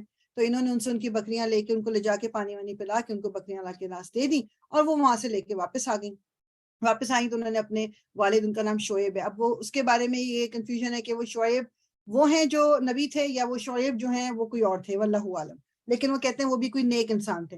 ان کو شاید ذکر کیا ہوگا، انہوں نے کہا کہ اچھا اس کو بلا کے لاؤ۔ پھر یہ جو بچیاں ہیں دوبارہ سے لڑکیاں آئیں، حضرت موسیٰ کے پاس آئی کہ والد بلاتے۔ پھر خیر قصہ مختصر یہ کہ وہاں پر جب گئے تو انہوں نے کہا کہ مطلب اپنا تھوڑا سا بتایا حضرت موسیٰ نے، اور پھر ان کے جو حضرت شعیب جو ہے انہوں نے کہا کہ ٹھیک ہے میں اپنی ایک بیٹی کی تمہارے سے شادی کر دوں گا، اور مطلب تمہیں اتنے عرصے تک میرے پاس کام کرنا ہوگا۔ تو انہوں نے کہا کہ ٹھیک ہے، اور جب وہ 8 سال تھے یا 10 سال تھے انہوں نے کام کیا، اس کے بعد ان کی انہوں نے شادی کر دی۔ پھر یہ لے کے جب اب نکلے ہیں اپنی فیملی کو، تو جتنے بھی عرصے کے بعد، تو پھر اس وقت کی بات ہے کہ انہوں نے دور ان کو آگ نظر آئی۔ اب وہ کہتے ہیں کہ چلا تم لوگ یہاں رکو، میں یہ وادی سینا جو ہے کہ میں وہاں سے آگ لے کے تھوڑا راستہ پتہ کر کے آتا ہوں کہ ہم کدھر جانا ہے یا کیا کرنا چاہیے۔ وہاں پہنچا تو پکارا گیا، اے موسیٰ میں ہی تیرا رب ہوں، جوتیاں اتار دے، تو وادی مقدس یعنی طوا میں ہے، اور میں نے تجھ کو چن لیا ہے، سن جو کچھ وہی کیا جاتا ہے۔ یعنی ابھی آپ نبی نہیں بنے، یہ نبی بننے سے پہلے کا سارا واقعہ، کیونکہ آپ کو یہ یاد ہوگا کہ حضرت موسیٰ فرعون نے ان کو پالا تھا بیسیکلی، جب ان کی والدہ نے ان کو دریا میں ڈال دیا تھا باسکٹ کے اندر، اور پھر فرعون نے اٹھا لیا تھا، تو آسیہ اور فرعون جو انہوں نے کہا کہ ہم اس کو اپنا بیٹا بنا لیں گے. جب یہ جوان ہوئے اور اس کے بعد مطلب یہ سارے واقعات ہو کے جب وہ بھاگ گئے وہاں سے، اور پھر دوبارہ اللہ تعالیٰ نے ان کو کہا ہے کہ میں تمہیں نبی بنا رہا ہوں، پھر ان کو دوبارہ فرعون کے پاس بھیجا جائے گا. اور میں نے تجھ کو چن لیا ہے، سن جو کچھ وہی کیا جاتا ہے، میں ہی اللہ ہوں، میرے سوا کوئی خدا نہیں ہے. بس تو میری بندگی کر اور میری یاد کے لیے نماز قائم کر. قیامت کی گھڑی ضرور آنے والی ہے، میں اس کا وقت مخفی رکھنا چاہتا ہوں تاکہ ہر متنفس اپنی صحیح کے مطابق بدلہ پائے. اللہ تعالیٰ نے قیامت کا جو وقت ہے وہ ہم سے چھپا کے کیوں رکھا ہوا ہے کہ ہر بندہ اپنی طرف سے پوری کوشش کر لے. اب اگر مجھے ٹائم بتا دیا جائے، مجھے ڈیٹ بتا دی جائے، دن بتا دیا جائے کہ جی اس دن قیامت آنی ہے، تو ہم سب، اٹس ہیومن نیچر، اس دن کے قریب اپنے آپ کو، جی ہم اس کے قریب پہنچ کے اپنے آپ کو ٹھیک کر لیں گے، ابھی ذرا انجوائے کر لیں. اور کچھ لوگ اس وقت زیادہ کر پائیں گے، کچھ لوگ کم کر پائیں گے. تو اللہ تعالیٰ نے وہ دن بتایا نہیں کسی کو کہ اپنی کوشش کرتے رہو، جس وقت ٹائم آئے گا اس وقت اس کا وہ ٹائم، اس کی قیامت تو اسی وقت آ گئی. ایک تو وہ تو قیامت کی گھڑی ہے نا کہ جب سب کچھ ختم ہو جائے گا، سور پھونکا جائے گا سب کچھ. لیکن جو لوگ جس طرح مرتے جاتے ہیں، جن کی ڈیتھ ہو جاتی ہے، ان کی قیامت تو شروع ہو گئی نا، ان کی تب آنکھ اس وقت کھلے گی جب سور پھونکا جائے گا. تو اس کا ٹائم اللہ تعالیٰ نے کسی کو بتایا نہیں. اگر یہ لیٹ سے مجھے پتا ہوتا کہ میری موت کب واقع ہوگی، it can go both ways. ایک تو انسان شاید ڈپریشن میں مر جائے، یا پھر انسان جو ہے بالکل ہی ہر چیز وہ کر کے اور پھر اینڈ میں جو ہے کہ اچھا جی اب تو مرنے کا ٹائم آ رہا ہے میرا، تو اب میں ذرا اپنے معاملات ٹھیک کر لوں اللہ تعالیٰ سے. تو اللہ تعالیٰ نے اس کو مخفی رکھا تاکہ ہر متنفس اپنی صحیح کے مطابق بدلا پائے. بس کوئی ایسا شخص جو اس پر ایمان نہیں لاتا اور اپنی خواہش نفس کا بندہ بن گیا ہے، تجھ کو اس گھڑی کی فکر سے نہ روک دے ورنہ تو ہلاکت میں پڑ جائے گا. اور اے موسیٰ یہ تیرے ہاتھ میں کیا ہے؟ موسیٰ نے جواب دیا، یہ میری لاٹھی ہے، اس پر ٹیک لگا کر چلتا ہوں اور اسے اپنی بکریوں کے لیے پتے جھاڑتا ہوں، اور بھی بہت سے کام ہیں جو اس سے لیتا ہوں. فرمایا پھینک دے اس کو موسیٰ. اس نے پھینک دیا اور یکایک وہ ایک سانپ تھی جو دوڑ رہا تھا. فرمایا پکڑ. حضرت موسیٰ ایک دم سے ڈر گئے ہوں گے. فرمایا پکڑ لے اس کو اور ڈر نہیں، ہم اسے پھر ویسا ہی کر دیں گے جیسی یہ تھی، اور ذرا اپنا ہاتھ اپنی بغل میں دبا، چمکتا ہوا نکلے گا بغیر کسی تکلیف کے. یہ دوسری نشانی ہے، اس لیے کہ ہم تجھے اپنی بڑی نشانیاں دکھانے والے ہیں. اب تو فرعون کے پاس جا، وہ سرکش ہو گیا ہے.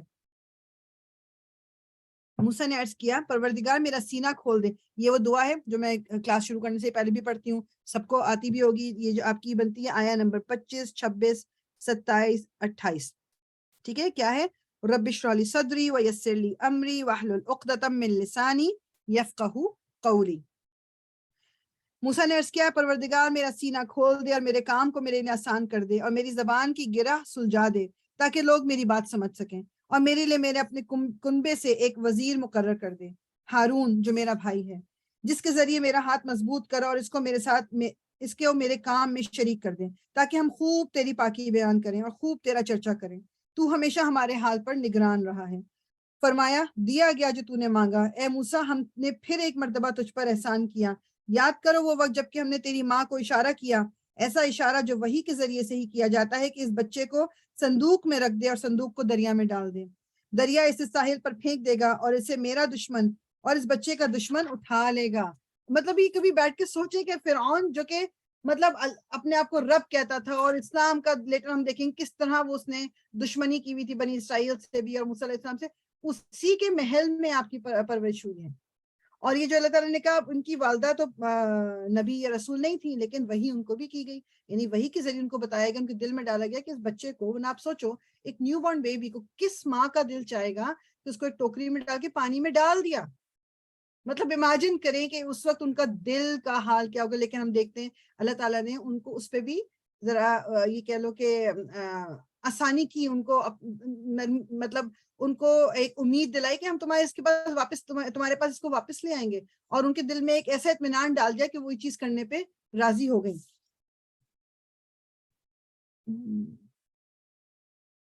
اور میں نے اپنی طرف سے تجھ پر محبت طاری کر دی، میں نے اپنی طرف سے تجھ پر محبت طاری کر دی اور ایسا انتظام کیا کہ تو میری نگرانی میں پالا جائے. یاد کر جب کہ تیری بہن چل رہی تھی، پھر جا کر کہتی ہے میں تمہیں اس کا پتہ دوں جو اس بچے کی پرورش اچھی طرح کرے. بیسیکلی یہ ہوا تھا کہ ان کی والدہ نے پھر بہن جو حضرت موسیٰ کی تھی ان سے کہا کہ تم ذرا بس دور سے نظر رکھو کہ کیا بنتا ہے اس باسکٹ کا. اور وہ بالکل مطلب سمجھداری سے وہ چلتی دور دور تاکہ کوئی دیکھے، مطلب کسی کو یہ نہ لگے کہ وہ ٹوکری کو جو ہے فالو کر رہی ہیں، اور دیکھا کہ وہ ٹوکری جو ہے وہ فرعون کے دربار میں چلی گئی. پھر وہ انہوں نے سنا ہوگا کہ بچہ تو رو رہا ہے، اب بچہ رو رہا ہے تو نیو بورن کو تو دودھ کے علاوہ کچھ نہیں چاہیے، تو انہوں نے دائیاں بلائیں اور کہا کہ دودھ کسی کا دودھ بچہ نہ پیے. تو یہ جو بہن تھی یہ جا کے ان سے کہتی ہیں کہ میں آپ کو ایک عورت کا بتاؤں کہ وہ مطلب وہ دودھ پلاتی ہے، تو ٹرائی کر لیں اس کو بھی، ہو سکتا ہے کہ اس کا دودھ پی لیں گے. اور پھر اس طرح سے موسیٰ علیہ السلام واپس اپنی والدہ کے پاس آئے تھے دودھ پلانے کے لیے، مطلب پھر ان کو ہی رکھ لیا گیا ان کی والدہ کو کہ اس کو دودھ پلائے کہ بچہ تو اسی کے ہاتھ صرف سکون میں رہ رہے ہیں، انہیں کیا پتا کہ یہ ان کا اپنا بچہ ہے. تو اللہ تعالیٰ جب ہم اللہ پہ توکل کرتے ہیں نا، اللہ تعالیٰ اس طرح ہمارے معاملات سلجھاتا ہے. پھر مطلب دس از سم تھنگ، یہ کوئی مطلب کوئی آپ کہہ لو کہ افسانے یا کہانیاں اس طرح کی نہیں ہے کہ بس یہ میک بلیو مطلب بنائی ہوئی ہے، یہ اللہ تعالیٰ قرآن میں بتا رہے ہیں کہ یہ حقیقت ہے، یہ دس از واٹ ہیپنڈ. تو اس نے کیا کہا کہ میں اس طرح ہم نے تجھے پھر تیری ماں کے پاس پہنچا دیا تاکہ اس کی آنکھ ٹھنڈی رہے اور وہ رنجیدہ نہ ہو. اور یہ بھی یاد کر کہ تو نے ایک شخص کو قتل کر دیا تھا، ہم نے تجھے اس پھندے سے نکالا اور تجھے مختلف آزمائشوں سے گزارا، اور تم مدین کے لوگوں میں کئی سال ٹھہرا رہا، پھر اب ٹھیک اپنے وقت پر تو آ گیا ہے. اے موسیٰ میں نے تجھ کو اپنے کام کا بنا لیا ہے، جا تو اور تیرا بھائی میری نشانیوں کے ساتھ، اور دیکھو تم میری یاد میں تقصیر نہ کرنا، جاؤ تم دونوں فرعون کے پاس کہ وہ سرکش ہو گیا ہے. اس سے نرمی کے ساتھ بات کرنا شاید کہ وہ نصیحت قبول کر لے یا ڈر جائے. یہ ہماری ٹیچر نے جب اس کی طرف میری ہم لوگ کی پوائنٹ آؤٹ کیا تھا نا، مطلب اس وقت یہ واقعی پڑھ کے ریلائز اس میں کہ اذهبا الى فرعون انه طغى فقولا له قولا لینا لعله يتذکر او یخشى، کہ فرعون کی طرف جاؤ، وہ بہت سرکش ہو گیا، اس سے نرمی سے بات کرنا شاید کہ وہ نصیحت قبول کر لے یا ڈر جائے. مطلب یہ نہیں کہا گیا کہ اس کو بس وہ دے دینا ایک الٹیمیٹم کہ بس یہ نہیں، نرمی. فرعون جس کے تمام حرکات جو اس نے بنی اسرائیل کے ساتھ کیے ہوئے تھے، ان کے بیٹوں کو مار دیتا تھا، بیٹیوں کو چھوڑ دیتا تھا، اور ان کو پر ظلم پہ ظلم پہ ظلم، اللہ تعالیٰ نے اس کے پاس بھی کہا ہے کہ اس سے آرام سے بات کرنا. میرا اور آپ کا ایٹیٹیوڈ کیا ہوتا ہے جب ہم سب انسان ہیں نا، لیکن ہم جب اپنے بچے کو بول رہے ہوتے ہیں، کسی اور کو بول رہے ہوتے ہیں، کسی کو لانا چاہتے ہیں کہ کوئی نماز پڑھنے کا بول رہے ہیں یا دین کا، ایٹیٹیوڈ کیا ہوتا ہے ہمارا لہجہ کیسا ہوتا ہے؟ یہ اللہ تعالیٰ فرعون کے لیے کہہ رہے ہیں کہ اس سے آرام سے نرمی سے بات کرنا. یہ اور آپ یقین جانیں کہ یہ لہجے میں نرمی لانا جو ہے نا، اس پہ ورک کرنا پڑتا ہے، یہ آسان نہیں ہے. اس پہ انسان کو ورک کرنا پڑتا ہے کیونکہ ہمارا پہلا ریاکشن یہی ہوتا ہے کہ ایک دم سختی آ جاتی ہے. لیکن اپنے آپ پر جب تھوڑا سا ہم ورک کریں، اپنے آپ کو تھوڑا سا نرم کریں، اپنے آپ کو تھوڑا سا بتائیں کہ بھئی مطلب مجھے تھوڑا سا اپنے آپ کو کنٹرول کرنا ہے، اور میرے سخت ایٹیٹیوڈ کی وجہ سے اگر کوئی شخص دین سے دور چلا گیا تو مجھ پر ڈبل گناہ ہے. And this is what happens. کتنے سارے ہمارے سو کالڈ ملک میں بھی اس طرح کے علماء سو کالڈ موجود ہیں جن کی وجہ سے لوگ دین سے دور ہو گئے انسٹیڈ آف دین کے قریب آنا. میں ایک شیئر کروں، کل میں نے ایک کلپ دیکھا، وہ پرٹیکولر گروپ ہے پاکستان میں، دینی وہ گروپ ہے، I'm not going to name anyone، لیکن میں آپ کو بتاؤں اس کا. کسی نے کوئی کوشچن پوچھا ہوا تھا، اس کا وہ جواب دے رہے تھے ان کے لیڈر جو تھوڑی دیر کو مجھے لگا کہ یہ کسی نے نا وہ کیا ہوا ہے کوئی مطلب ایک میمز بناتے ہیں، وہ بنائے ہوئے، یہ کچھ مذاق کیا ہوا ہے، کچھ کیا ہوا ہے کہ یہ ریالٹی نہیں ہو سکتی، مطلب یہ جواب وہ دے نہیں سکتے کہ یہ جواب. لیکن دین مطلب یہ صحیح کلپ تھا، لیکن اس میں کوئی وہ نہیں تھا. وہ سوال کسی نے یہ کیا تھا کہ روزے میں مطلب اگر جیسے ہم واش روم یوز کرتے ہیں، کسی بندے نے مرد نے کیا ہوا تھا، اور ظاہری بات ہے یہ عورت کے لیے بھی لاگو ہوگا یا واٹ ایور، کہ جب اگر ہم روزہ رکھا ہوا ہے، ہم رمضان میں اگر ہم واش روم یوز کرتے ہیں، تو جب ہم پانی یوز کرتے ہیں اپنے آپ کو واش کرنے کے لیے، کیا اس میں بھی ہمیں کچھ خیال رکھنا چاہیے؟ مطلب کوئی یہ سوال ہوگا، I'm assuming، کیونکہ مجھے جواب میں آپ کو بتاؤں گی جو انہوں نے جواب دیا تھا اس سے مجھے اندازہ ہوا کہ انہوں نے سوال یہ کیا ہوگا. تو انہوں نے کہا کہ آپ پانی کے استعمال میں احتیاط برتیے، اور آپ کھل کے بیٹھیے بھی نہیں، آپ ذرا سمیٹ کے بیٹھیے، اور پانی آپ ذرا آہستگی سے استعمال کیجئے، کیونکہ یہ ہو سکتا ہے کہ پانی وہاں سے معدے میں پہنچ جائے کسی طرح.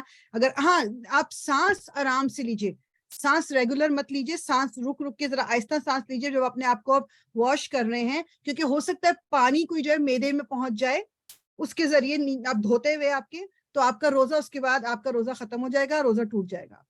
یہ میں آپ کو جنون بتا رہی ہوں کہ یہ جواب انہوں نے دیا. اور پھر ان جو ہوسٹ تھے انہوں نے ریپیٹ کیا کہ اس کا مطلب ہے کہ جب لوگ اس طرح جو پانی استعمال کر رہے ہیں اپنے آپ کو واش کرنے کے لیے, تو ان کو سانس آہستہ لینی ہے اور پانی اپنے آپ کو سمٹ کے بیٹھنا ہے, اور یہ استعمال پانی کا جو طرح دیکھ کے کرنا ہے کہ کہیں کوئی میدے کے اندر سانس لیتے ہوئے پانی نہ پہنچ جائے تو روزہ ٹوٹ جائے گا. اب ہم مطلب آپ کین یو امیجن, آپ میں سے کوئی کسی کو کہیں بھی نہ میرا اتنا علم ہے نہ آپ کا ہوگا, لیکن یہ بات کیا لگتی ہے کہ اٹ میک سینس. مطلب اس طرح کے اور ان چیزوں کی وجہ سے پھر لوگ دین سے دور ہو جاتے ہیں, کیونکہ آپ زندگی کو مشکل بنا دیتے ہیں. جو اللہ تعالیٰ نے نہیں بنائی مشکل, وہ میں اور آپ مشکل بنا دیتے ہیں دوسروں کے لیے. تو انسان کہتا ہے کہ بہتر یہ کہ میں کچھ بھی نہ کروں. اگر مطلب یعنی سانس لینا ہے آپ نے تو سانس بھی ذرا دیکھ کے لو کہ روزہ نہ ٹوٹ جائے. سبحان اللہ. سو کمنگ بیک, واپس آ جائے کہ جو فرعون کو بھی اللہ تعالیٰ نے کہا ہے کہ اس سے نرمی کے ساتھ بات کرنا, شاید کہ وہ نصیحت قبول کرے یا ڈر جائے. دونوں نے عرض کیا, پروردگار ہمیں اندیشہ ہے کہ وہ ہم پر زیادتی کرے گا یا پل پڑے گا. فرمایا, ڈرو مت, میں تمہارے ساتھ ہوں, سب کچھ سن رہا ہوں اور دیکھ رہا ہوں. جاؤ اس کے پاس اور کہو کہ ہم تیرے رب کے فرستادے ہیں, بنی اسرائیل کو ہمارے ساتھ جانے کے لیے چھوڑ دے اور ان کو تکلیف نہ دے, ہم تیرے پاس تیرے رب کی نشانی لے کر آئے ہیں, اور سلامتی ہے اس کے لیے جو راہ راست کی پیروی کرے. ہم کو وہی سے بتایا گیا ہے کہ عذاب ہے اس کے لیے جو جھٹلائے اور منہ موڑے. فرعون نے کہا, اچھا تو پھر تم دونوں کا رب کون ہے اے موسیٰ؟ موسیٰ نے جواب دیا, ہمارا رب وہ ہے جس نے ہر چیز کو اس کی ساخت بخشی, پھر اس کو راستہ بتایا. فرعون بولا, اور پہلے جو نسلیں گزر چکی ہیں ان کی پھر کیا حالت تھی؟ موسیٰ نے کہا, اس کا علم میرے رب کے پاس ایک نوشتے میں محفوظ ہے. میرا رب نہ چوکتا ہے نہ بھولتا ہے. وہی ہے جس نے تمہارے لیے زمین کا فرش بچھایا اور اس میں تمہارے چلنے کو راستے بنائے, اور اوپر سے پانی برسایا, پھر اس کے ذریعے سے مختلف اقسام کی پیداوار نکالی. کھاؤ اور اپنے جانوروں کو بھی چراؤ, یقیناً اس میں بہت سی نشانیاں ہیں عقل رکھنے والوں کے لیے. اسی زمین سے ہم نے تم کو پیدا کیا ہے, اسی میں ہم تمہیں واپس لے جائیں گے اور اسی سے تم کو دوبارہ نکالیں گے. ہم نے فرعون کو اپنی سبھی نشانیاں دکھائیں, مگر وہ جھٹلائے چلا گیا اور نہ مانا. کہنے لگا, اے موسیٰ, کیا تو ہمارے پاس اس لیے آیا ہے کہ اپنے جادو کے زور سے ہم کو ہمارے ملک سے باہر نکال دے؟ اچھا, ہم بھی تیرے مقابلے میں ویسا ہی جادو لاتے ہیں. طے کر لے کب اور کہاں مقابلہ کرنا ہے. نہ ہم اس قرارداد سے پھریں گے نہ تو پھر گا. کھلے میدان میں سامنے آ جائے. پہلے ہم ٹکڑوں ٹکڑوں میں یہ واقعہ پڑھ کے آ چکے ہیں کہ کس طرح فرعون نے پھر کہا کہ سارے لوگ جو ہیں اپنے جو جادوگروں کو جمع کیا جائے جو بیسٹ والے ہیں, اور پھر ایک مقابلہ کرایا جائے گا, کیونکہ یہ جو موسیٰ ہے اس کے پاس بھی یہ جادو کی کوئی بات ہے. ٹھیک ہے, ایک سیکنڈ. تو ہم کھلے میدان میں سامنے آ جا. موسیٰ نے کہا, جشن کا دن طے ہوا اور دن چڑھے لوگ جمع ہوں. فرعون نے پلٹ کر اپنے سارے ہتھ کنڈے جمع کیے اور مقابلے میں آ گیا. موسیٰ نے عین موقع پر گروہ مقابل کو مخاطب کر کے کہا, شامت کے مارو, نہ جھوٹی تہمتیں باندھو اللہ پر, ورنہ وہ ایک سخت عذاب سے تمہارا ستیاناش کر دے گا. جھوٹ جس نے بھی گھڑا وہ نامراد ہوا. یہ سن کر ان کے درمیان اختلاف رائے ہو گیا اور وہ چپکے چپکے باہم مشورہ کرنے لگے. آخرکار کچھ لوگوں نے کہا کہ یہ دونوں تو محض جادوگر ہیں. ان کا مقصد یہ ہے کہ اپنے جادو کے زور سے تم کو تمہاری زمین سے بے دخل کر دیں اور تمہارے مثالی طریقہ زندگی کو ختم کر دیں. اپنی ساری تدبیریں آج اکٹھی کر لو اور ایک کر کے میدان میں آؤ. بس یہ سمجھ لو کہ جو غالب رہا وہی جیتے گا. جادوگر بولے, موسیٰ اب سارے جادوگر جو ہیں وہ جمع ہو گئے. انہوں نے ایک فیسٹیول کی طرح سے سب کچھ بنایا تھا, مطلب جس طرح فیسٹیول بنا لیا, سب کو جمع کیا, سارے لوگ آ جاؤ اور بیچ میں مقابلہ ہوگا. تو اب جادوگر بولے, موسیٰ تم پھینکتے ہو یا پہلے ہم پھینکیں؟ موسیٰ نے کہا, تم ہی پھینکو. یکایک ان کی رسیاں اور ان کی لاٹھیاں ان کے جادو کے زور سے موسیٰ کو دوڑتی ہوئی محسوس ہونے لگی, اور موسیٰ اپنے دل میں ڈر گیا. ہم نے کہا, مت ڈر, تو ہی غالب رہے گا. پھینک جو کچھ تیرے ہاتھ میں ہے. ابھی ان کی ساری بناوٹی چیزوں کو نگلے جاتا ہے. یہ جو کچھ بھی بنا کر لائے ہیں یہ تو جادوگر کا فریب ہے, اور جادوگر کبھی کامیاب نہیں ہو سکتا, خواہ کسی شان سے وہ آئے. آخر کو یہی ہوا کہ سارے جادوگر سجدے میں گرا دیے گئے. بیسیکلی پھر وہی ہم پہلے پڑھ کے آ چکے ہیں کہ حضرت موسیٰ نے جو اپنی لاٹھی پھینکی تو وہ ریئل کا سانپ بنی. جو جادوگروں نے کیا تھا وہ تو صرف آنکھوں کا دھوکا تھا, تو اس نے تمام ان کی رسیوں کو نگل لیا, اور وہ جادوگروں کو سمجھ آ گیا کہ دس از دا ریالٹی, تو وہ سارے کے سارے سجدے میں گر گئے تھے. آخر کو یہی ہوا کہ سارے جادوگر سجدے میں گرا دیے گئے اور پکار اٹھے، مان لیا ہم نے ہارون اور موسیٰ کے رب کو۔ فرعون نے کہا تم ایمان لے آئے اس سے پہلے کہ میں تمہیں اس بات کی اجازت دیتا؟ معلوم ہو گیا کہ یہ تمہارا گرو ہے جس نے تمہیں جادوگری سکھائی تھی۔ اچھا اب میں تمہارے ہاتھ پاؤں مخالف سمتوں سے کٹواتا ہوں اور کھجور کے تنوں پر تم کو سولی دیتا ہوں، پھر تمہیں پتہ چل جائے گا کہ ہم دونوں میں سے کس کا عذاب زیادہ سخت اور دیر پا ہے، یعنی میں تمہیں زیادہ سخت سزا دے سکتا ہوں یا موسیٰ۔ جادوگروں نے جواب دیا قسم ہے اس ذات کی جس نے ہمیں پیدا کیا، یہ ہرگز نہیں ہو سکتا کہ ہم روشن نشانیاں سامنے آ جانے کے بعد بھی صداقت پر تجھے ترجیح دیں۔ تو جو کچھ کرنا چاہے کر لے، تو زیادہ سے زیادہ بس اسی دنیا کی زندگی کا فیصلہ کر سکتا ہے۔ ہم تو اپنے رب پر ایمان لے آئے تاکہ وہ ہماری خطائیں معاف کر دے اور اس جادوگری سے جس پر تو نے ہمیں مجبور کیا تھا درگزر فرمائے۔ اللہ ہی اچھا ہے اور وہی باقی رہنے والا ہے۔ اس سے ایک اور چیز کیا دیکھیں، جادوگر جو جادو کرتے ہیں ان کو کہا گیا کہ وہ وہ دوزخی ہیں۔ اس سے جو چیز پتہ چلتی ہوئی ہے کہ یہ جادوگر جب ان کے دل میں یہ آ گیا کہ یہ تو وہ رب جو ہے موسیٰ کا رب وہی رب ہے اصلی، تو یہ اتنا بڑا گناہ بھی اللہ تعالیٰ اس میں جو بتا رہے ہیں کیا کہ اللہ تعالیٰ یہ گناہ بھی معاف کر دیں گے جس کا کہا گیا ہے کہ جو جادو کرتے ہیں وہ دوزخی ہیں، وہ جنت کی خوشبو بھی نہیں پائیں گے۔ تو کہنے کا مقصد یہ اس سے مجھے اور آپ کو کیا ایک سبق لینا ہے کہ نو میٹر ہاؤ بگ، کتنی بڑی بھی ہماری مسٹیک ہو، کتنی بھی بڑی ہماری مسٹیک ہو، اللہ تعالیٰ اس کو معاف کرنے کی پوری قدرت رکھتے ہیں۔ بس مجھے سنسیئرلی اللہ تعالیٰ سے توبہ کرنی ہے، مجھے کوشش کرنی ہے کہ ہاں میں اللہ تعالیٰ سے معافی مانگوں گی، اللہ تعالیٰ میں اس پہ شرمندہ ہوں اور اب میں کوشش پوری کروں گی کہ میں دوبارہ وہ غلطی نہ کروں۔ ٹھیک ہے، تو یہ کبھی بھی شیطان کو اپنے پاس آ کے یہ کبھی نہ کہنے دیں کہ اب تم نے تو اتنا غلط کام کر چکی ہو، اتنے گناہ کر چکی ہو، اب تو معاف کرنے کا اب کیا ہے، اب مزید اور بھی کر لو گی تب بھی کیا فائدہ، کوئی نقصان نہیں، تم نے جانا تو ویسے بھی جنت تو ملنی نہیں ہے، جنت تو اتنے مشکل ہے، اللہ تعالیٰ نے وہ پیغمبروں کو دینی ہے تو ان کو دینی ہے، تو جنت تو ویسے ہی نہیں مل سکتی، کیونکہ شیطان نے یو ریممبر یہ سورہ اعراف میں تھا اور اس صورتوں میں تھا کہ شیطان نے تو وعدہ کیا تھا کہ میں آگے پیچھے دائیں بائیں سے آ کے ان کو بھٹکاؤں گا اور میں میکسیمم لوگوں کو اپنے ساتھ دوزخ میں لے کے جاؤں گا۔ تو اس نے تو یہ وسوسے ڈالنے ہیں، اللہ تعالیٰ کی رحمت سے کبھی مایوس نہیں ہونا ہے، بس یہ اپنے آپ کو آپ بتائیں۔ جی سبین، آپ کا کوئی کوشچن ہے؟ جی تھا، پر پھر مجھے یاد آ گیا کہ آپ نے شاید یہ آنسر کیا ہوا ہے، وہی وہ حقوق اللہ اور حقوق العباد کے معاملے میں آپ نے پھر بتایا تھا کہ اگر انسان زندہ ہو تو کوشش کر لینی چاہیے کہ معافی مانگ لے، اگر مر گیا ہے تو اس کے لیے زیادہ سے زیادہ مغفرت کی دعا مانگے۔ That's what I remembered then.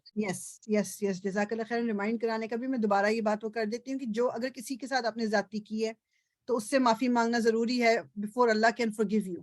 لیکن بعض دفعہ علماء کہتے ہیں کہ یہ بھی ہو سکتا ہے کہ آپ نے کوئی اس طرح کی چیز جس کو نہیں پتا اور اگر آپ اس کو بتاؤ گے تعلقات خراب یا کوئی اور نقصان یا کچھ ہو سکتا ہے، تو آپ اللہ تعالیٰ سے تو معافی مانگو، ساتھ میں اس شخص کے لیے استغفار کرو، اور وہی بات کہ اگر وہ اس دنیا سے جا چکا ہے اور اب آپ معافی نہیں مانگ سکتے تو بس اس کے لیے اللہ تعالیٰ سے آگے کی اس کی جو منزل ہے وہ آسان کرنے کی دعا کرتے رہیں اور اپنے لیے معافی مانگتے ہیں۔ اور یہ بھی ہمیں بتایا گیا حدیث کے ذریعے کہ جب انسان اپنے پرانے کسی گناہ کو یاد کر کے اللہ تعالیٰ سے معافی مانگتا ہے اس کا اجر لکھا جاتا ہے، جب یاد کرتے ہیں اللہ تعالیٰ اس کا اجر لکھتے ہیں کہ اس کو پھر وہ وقت یاد آیا، اس نے پھر معافی مانگی۔ تو ایسا ہوتا ہے کبھی انسان بیٹھا ہوتا ہے نا، اس کو یاد آتا ہے کہ اس وقت میں نے یہ غلط کام کیا تھا، مجھے سمجھ نہیں تھی، تو اللہ تعالیٰ تو مجھے معاف کر دے، اللہ تعالیٰ اس کے ذریعے ہمیں معاف تو کرتا ہی ہے، ہمارے لیے اجر بھی لکھا جاتا ہے۔ اور اسی طرح ایک یہ بھی اپنی ہیبٹ بنا لیں کہ جب بھی آپ معافی کی بات دعا مانگ رہے ہیں، چاہے نماز کے بعد مانگ رہے ہیں، چاہے اور کسی بھی اوقات میں، اب رمضان بھی آگے آ رہا ہے، دعا کا دعا مانگنے کا مہینہ سمجھ لیں اس کو، تو دوسروں کو ضرور یاد رکھا کریں اس میں۔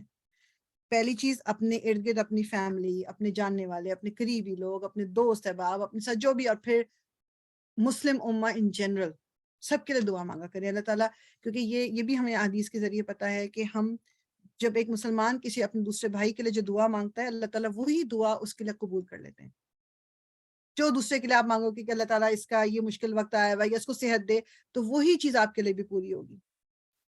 اور اللہ تعالیٰ کوئی دعا بھی اللہ تعالیٰ سے ان نوٹسڈ نہیں جاتی، کوئی دعا بھی اگنور نہیں ہوتی، یہ چیز ہمیشہ اپنے آپ کو یاد دینا ہے۔ جادوگروں نے جواب دیا قسم ہے اس ذات کی جس نے ہمیں پیدا کیا، یہ ہرگز نہیں ہو سکتا کہ ہم روشن نشانیاں سامنے آ جانے کے بعد بھی صداقت پر تجھے ترجیح دیں، تو جو کچھ کرنا چاہے کر لے، تو زیادہ سے زیادہ بس اسی دنیا کی زندگی کا فیصلہ کر سکتا ہے۔ ہم تو اپنے رب پر ایمان لے آئے تاکہ وہ ہماری خطائیں معاف کر دے اور اس جادوگری سے جس پر تو نے ہمیں مجبور کیا تھا درگزر فرمائے۔ اللہ ہی اچھا، وہی باقی رہنے والا ہے۔ حقیقت یہ ہے کہ جو مجرم بن کر اپنے رب کے حضور حاضر ہوگا اس کے لیے جہنم ہے جس میں وہ نہ جیے گا نہ مرے گا، اور جو اس کے حضور مومن کی حیثیت سے حاضر ہوگا جس نے نیک عمل کیے ہوں گے، ایسے سب لوگوں کے لیے بلند درجے ہیں، سدا بہار باغ ہیں جس کے نیچے نہریں بہہ رہی ہوں گی، ان میں وہ ہمیشہ رہیں گے۔ یہ جزا ہے اس شخص کی جو پاکیزگی اختیار کرے، ٹھیک ہے، جنہوں نے نیک عمل کیے ہوں گے۔ اگین میں ریمائنڈ کرا رہی ہوں کہ نیک عمل کانسٹنٹلی کوشش کوشش کوشش اور کوشش۔ اللہ تعالیٰ نے کہیں پر بھی یہ استعمال نہیں کیا قرآن میں کہ بس جس نے اتنے نیک عمل کیے یا جو پرفیکٹ ہو گیا یا جس نے کوئی غلطی نہیں کی کہ ان کو میں جنت دوں گا۔ اللہ تعالیٰ نے کہا کہ جو نیک عمل کریں گے۔ So we have to make sure کہ اگر ہم سے کوئی خرابی بھی ہوتی ہے، ہم سے کوئی گناہ بھی ہوتا ہے، تو ہم فوراً کوئی اچھا کام کریں تاکہ جو اس گناہ کو مٹا دے، اور اللہ تعالیٰ سے معافی مانگتے رہیں۔ ہم نے موسیٰ پر وحی کی کہ اب راتوں رات میرے بندوں کو لے کر چل پڑ اور ان کے لیے سمندر میں سے سوکھی سڑک بنا لے، تجھے کسی کے تعاقب کا ذرا خوف نہ ہو اور نہ سمندر کے بیچ سے گزرتے ہوئے ڈر لگے۔ پیچھے سے فرعون اپنے لشکر لے کر پہنچا اور پھر سمندر ان پر چھا گیا جیسا کہ چھا جانے کا حق تھا۔ فرعون نے اپنی قوم کو گمراہ ہی کیا تھا، کوئی صحیح رہنمائی نہیں کی تھی۔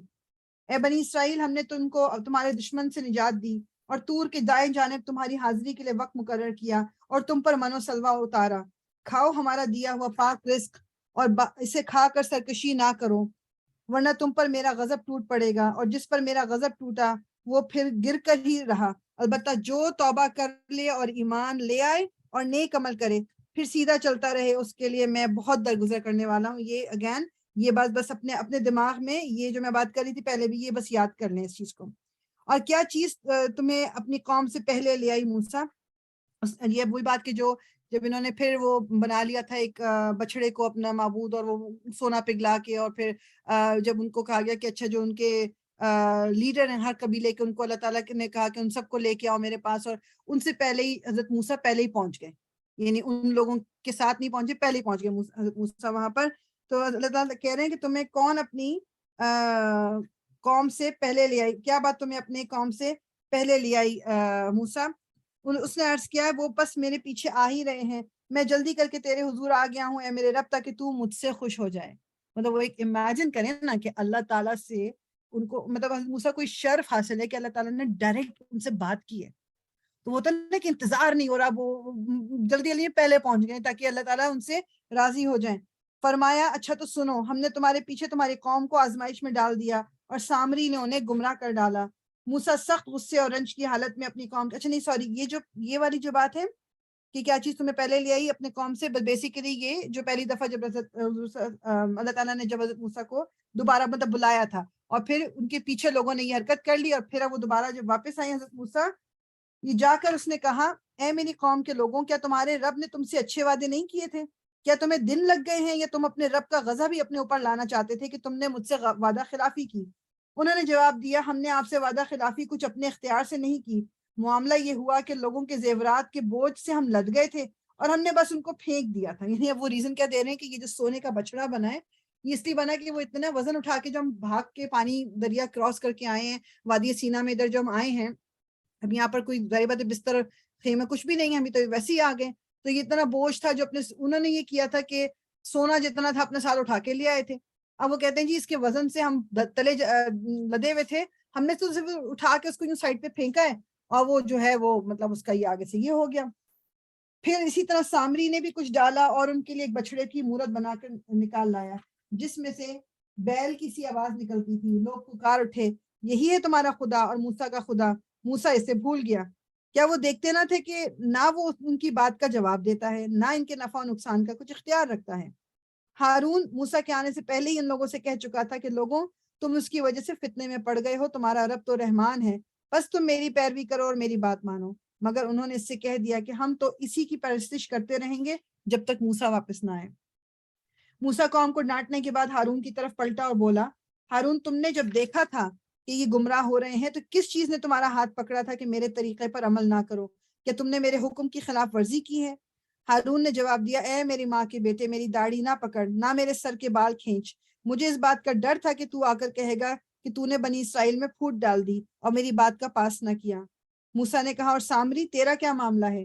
اس نے جواب دیا میں نے وہ چیز دیکھی جو ان لوگوں کو نظر نہ آئی، بس میں نے رسول کے نقش قدم سے ایک مٹھی اٹھا لی اور اس کو ڈال دیا، میرے نفس نے مجھے کچھ ایسا ہی سجھایا تھا.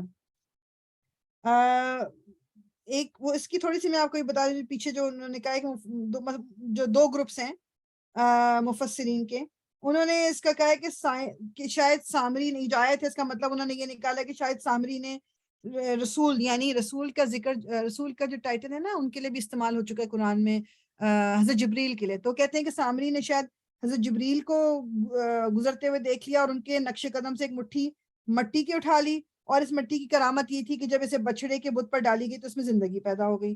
اور مطلب قرآن ایسا کچھ نہیں کہہ رہا, یہ میں آپ کو صرف بتا رہی ہوں کہ یہ باتیں پیچھے چل رہی ہیں کہ جی شاید ایسا ہوا. دوسرا گروہ جو ہے وہ اس بات کو ایک دوسرا رنگ دیتے ہیں, وہ کہتے ہیں کہ سامری نے دراصل یہ کہا تھا کہ مجھے رسول یعنی حضرت موسیٰ یا ان کے دین میں وہ کمزوری نظر آئی جو دوسروں کو نظر نہ آئی, اس لیے میں نے ایک حد تک ان کے نقش قدم کی پیروی کی مگر بعد میں اسے چھوڑ دیا. تو واللہ عالم اصل حقیقت کیا, بس ہمیں کیا پتہ چل رہا ہے کہ سامری نے اپنے ایک لوگوں میں وہ ڈالنے کے لیے کہ جی وہ بتوں کی پرستش والی چیز دوبارہ کرنے لگے, تو اس نے یہ بچڑا بنایا تھا اور لوگوں کو گمراہ کیا تھا.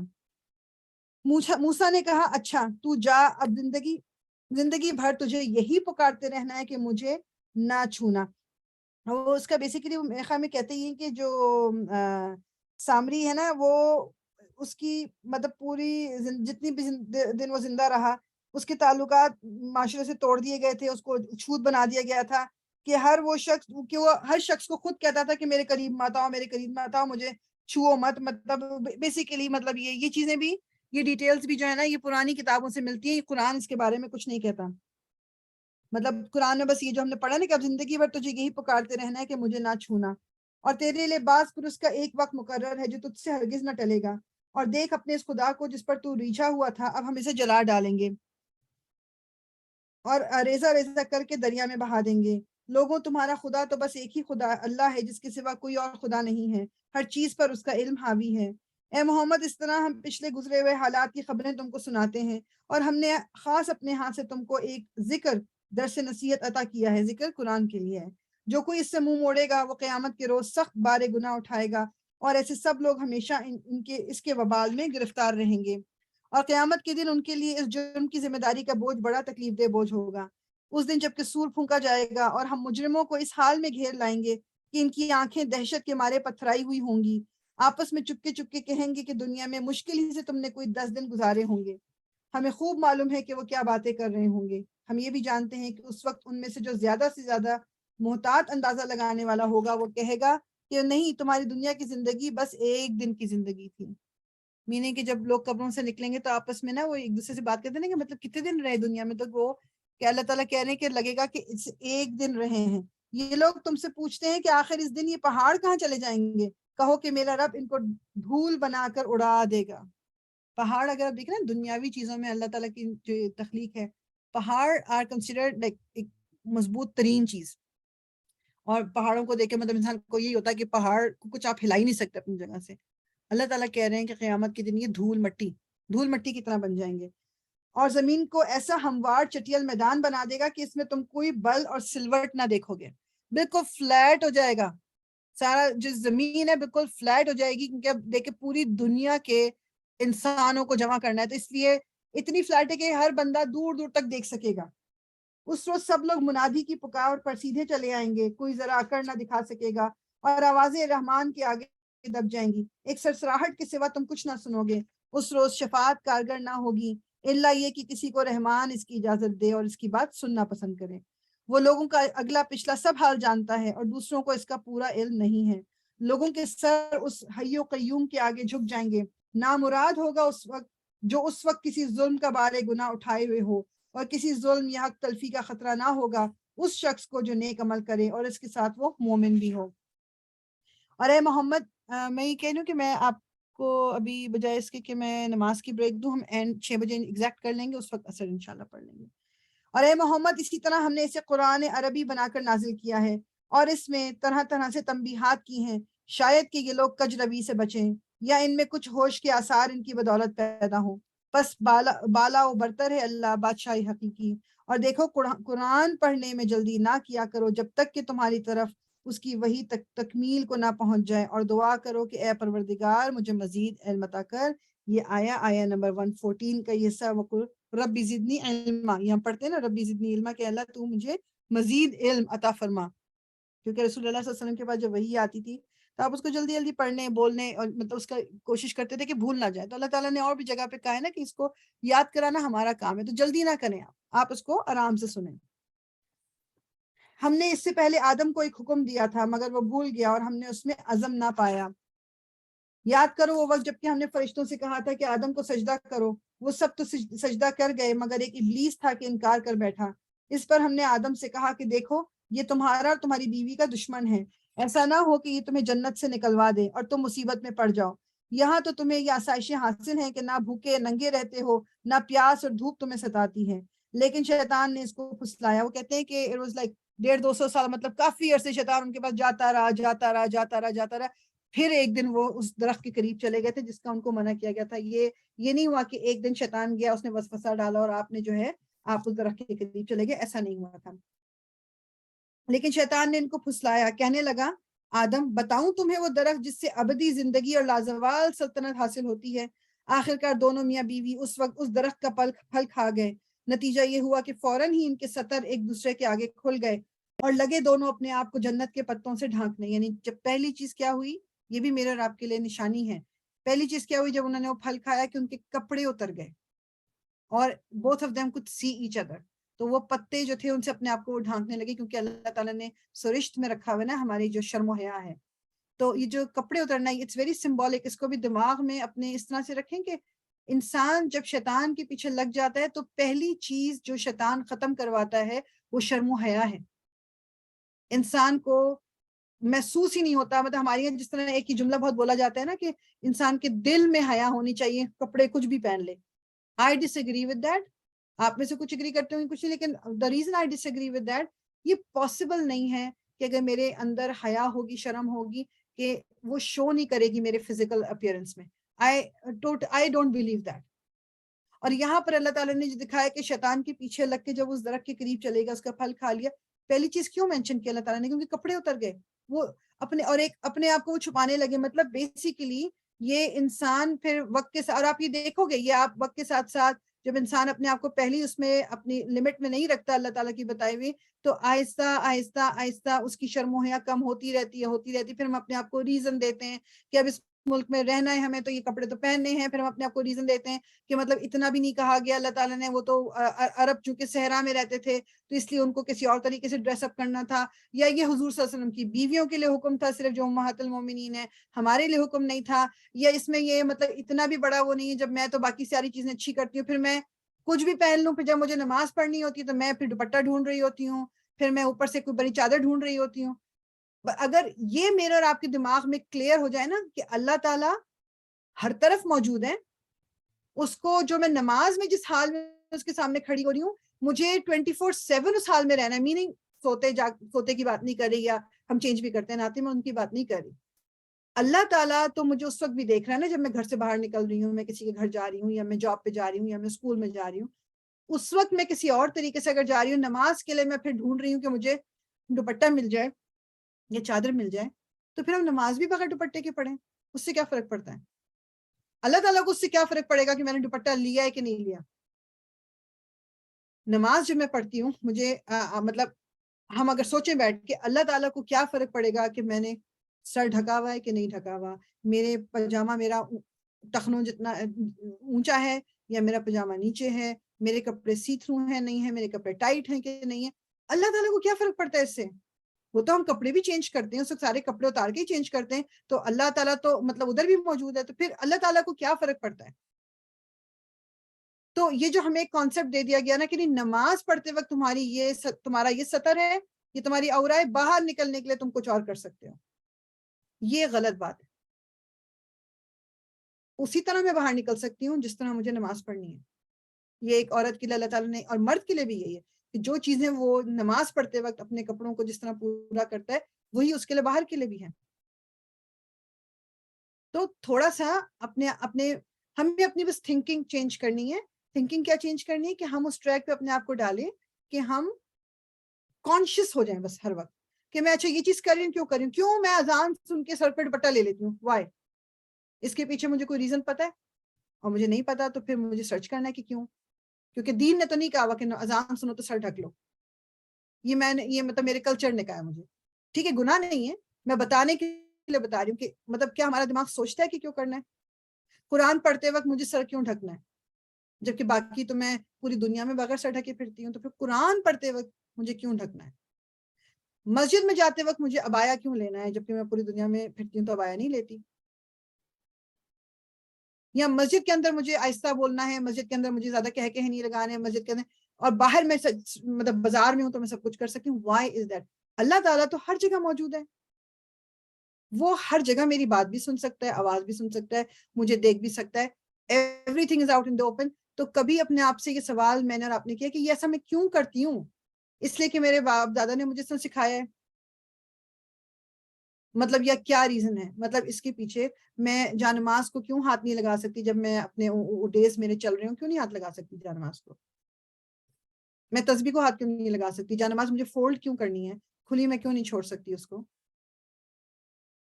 مطلب یہ تمام باتیں, ان چیزوں کو نا, مطلب بات بیسیکلی یہ ہے, بات سمپل, یہ جو میں اتنی یہ اس کو ذرا لمبا کر دیا میں نے, وہ صرف ریزن یہ ہے کہ مجھے اور آپ کو اپنے آپ کو سوچنے کی عادت ڈالنی ہے. میں کوئی بھی چیز, ایک مسلمان جو ہے اس کو 24/7 سوچنا ہے کہ میں کچھ بھی کر رہا ہوں, یہ کر رہی ہوں تو کیوں کر رہی ہوں. بے مقصد دنیا میں نہیں بھیجی گئی میں.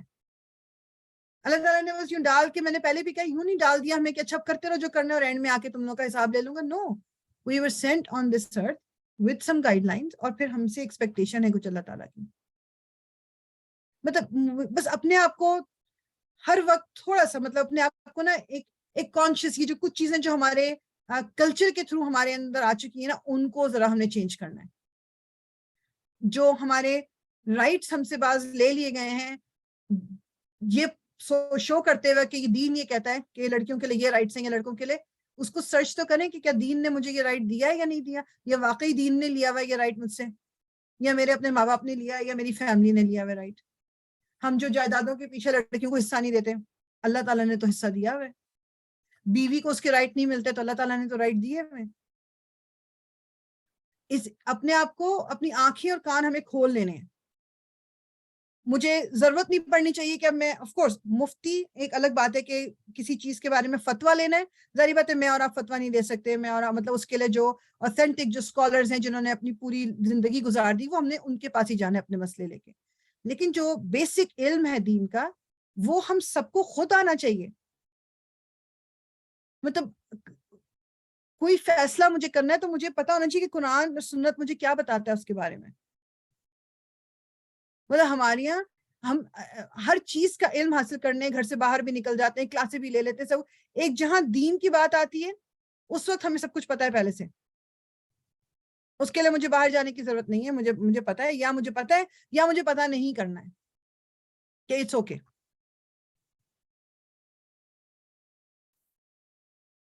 اچھا جی, آیا نمبر 122.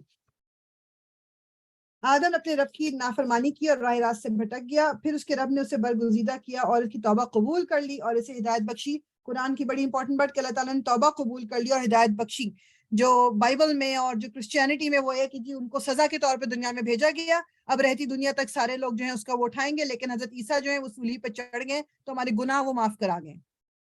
ٹھیک ہے, ان کے یہ ہے کہ اللہ تعالیٰ نے جو آدم اور حوا کو زمین پہ بھیجا ہے وہ گناہ کی سزا پہ بھیجا ہے, اور حوا نے پہلے کھایا تھا پھل اور انہوں نے مس گائیڈ کیا آدم کو, اس لیے آدم جو ہے وہ ان کو بھی پھر غلط کام پہ لگا لیا. اور جو عورتوں کو, یہ بھی سنیں, جو عورتوں کو یہ جو مینسز آتے ہیں یہ اس سزا کا نتیجہ ہے جو حوا نے کی تھی اللہ تعالیٰ کی نافرمانی, اس کے بدلے اس کی سزا کے طور پہ یہ عورتوں کو رہتی دنیا تک اس سے گزرنا پڑتا ہے.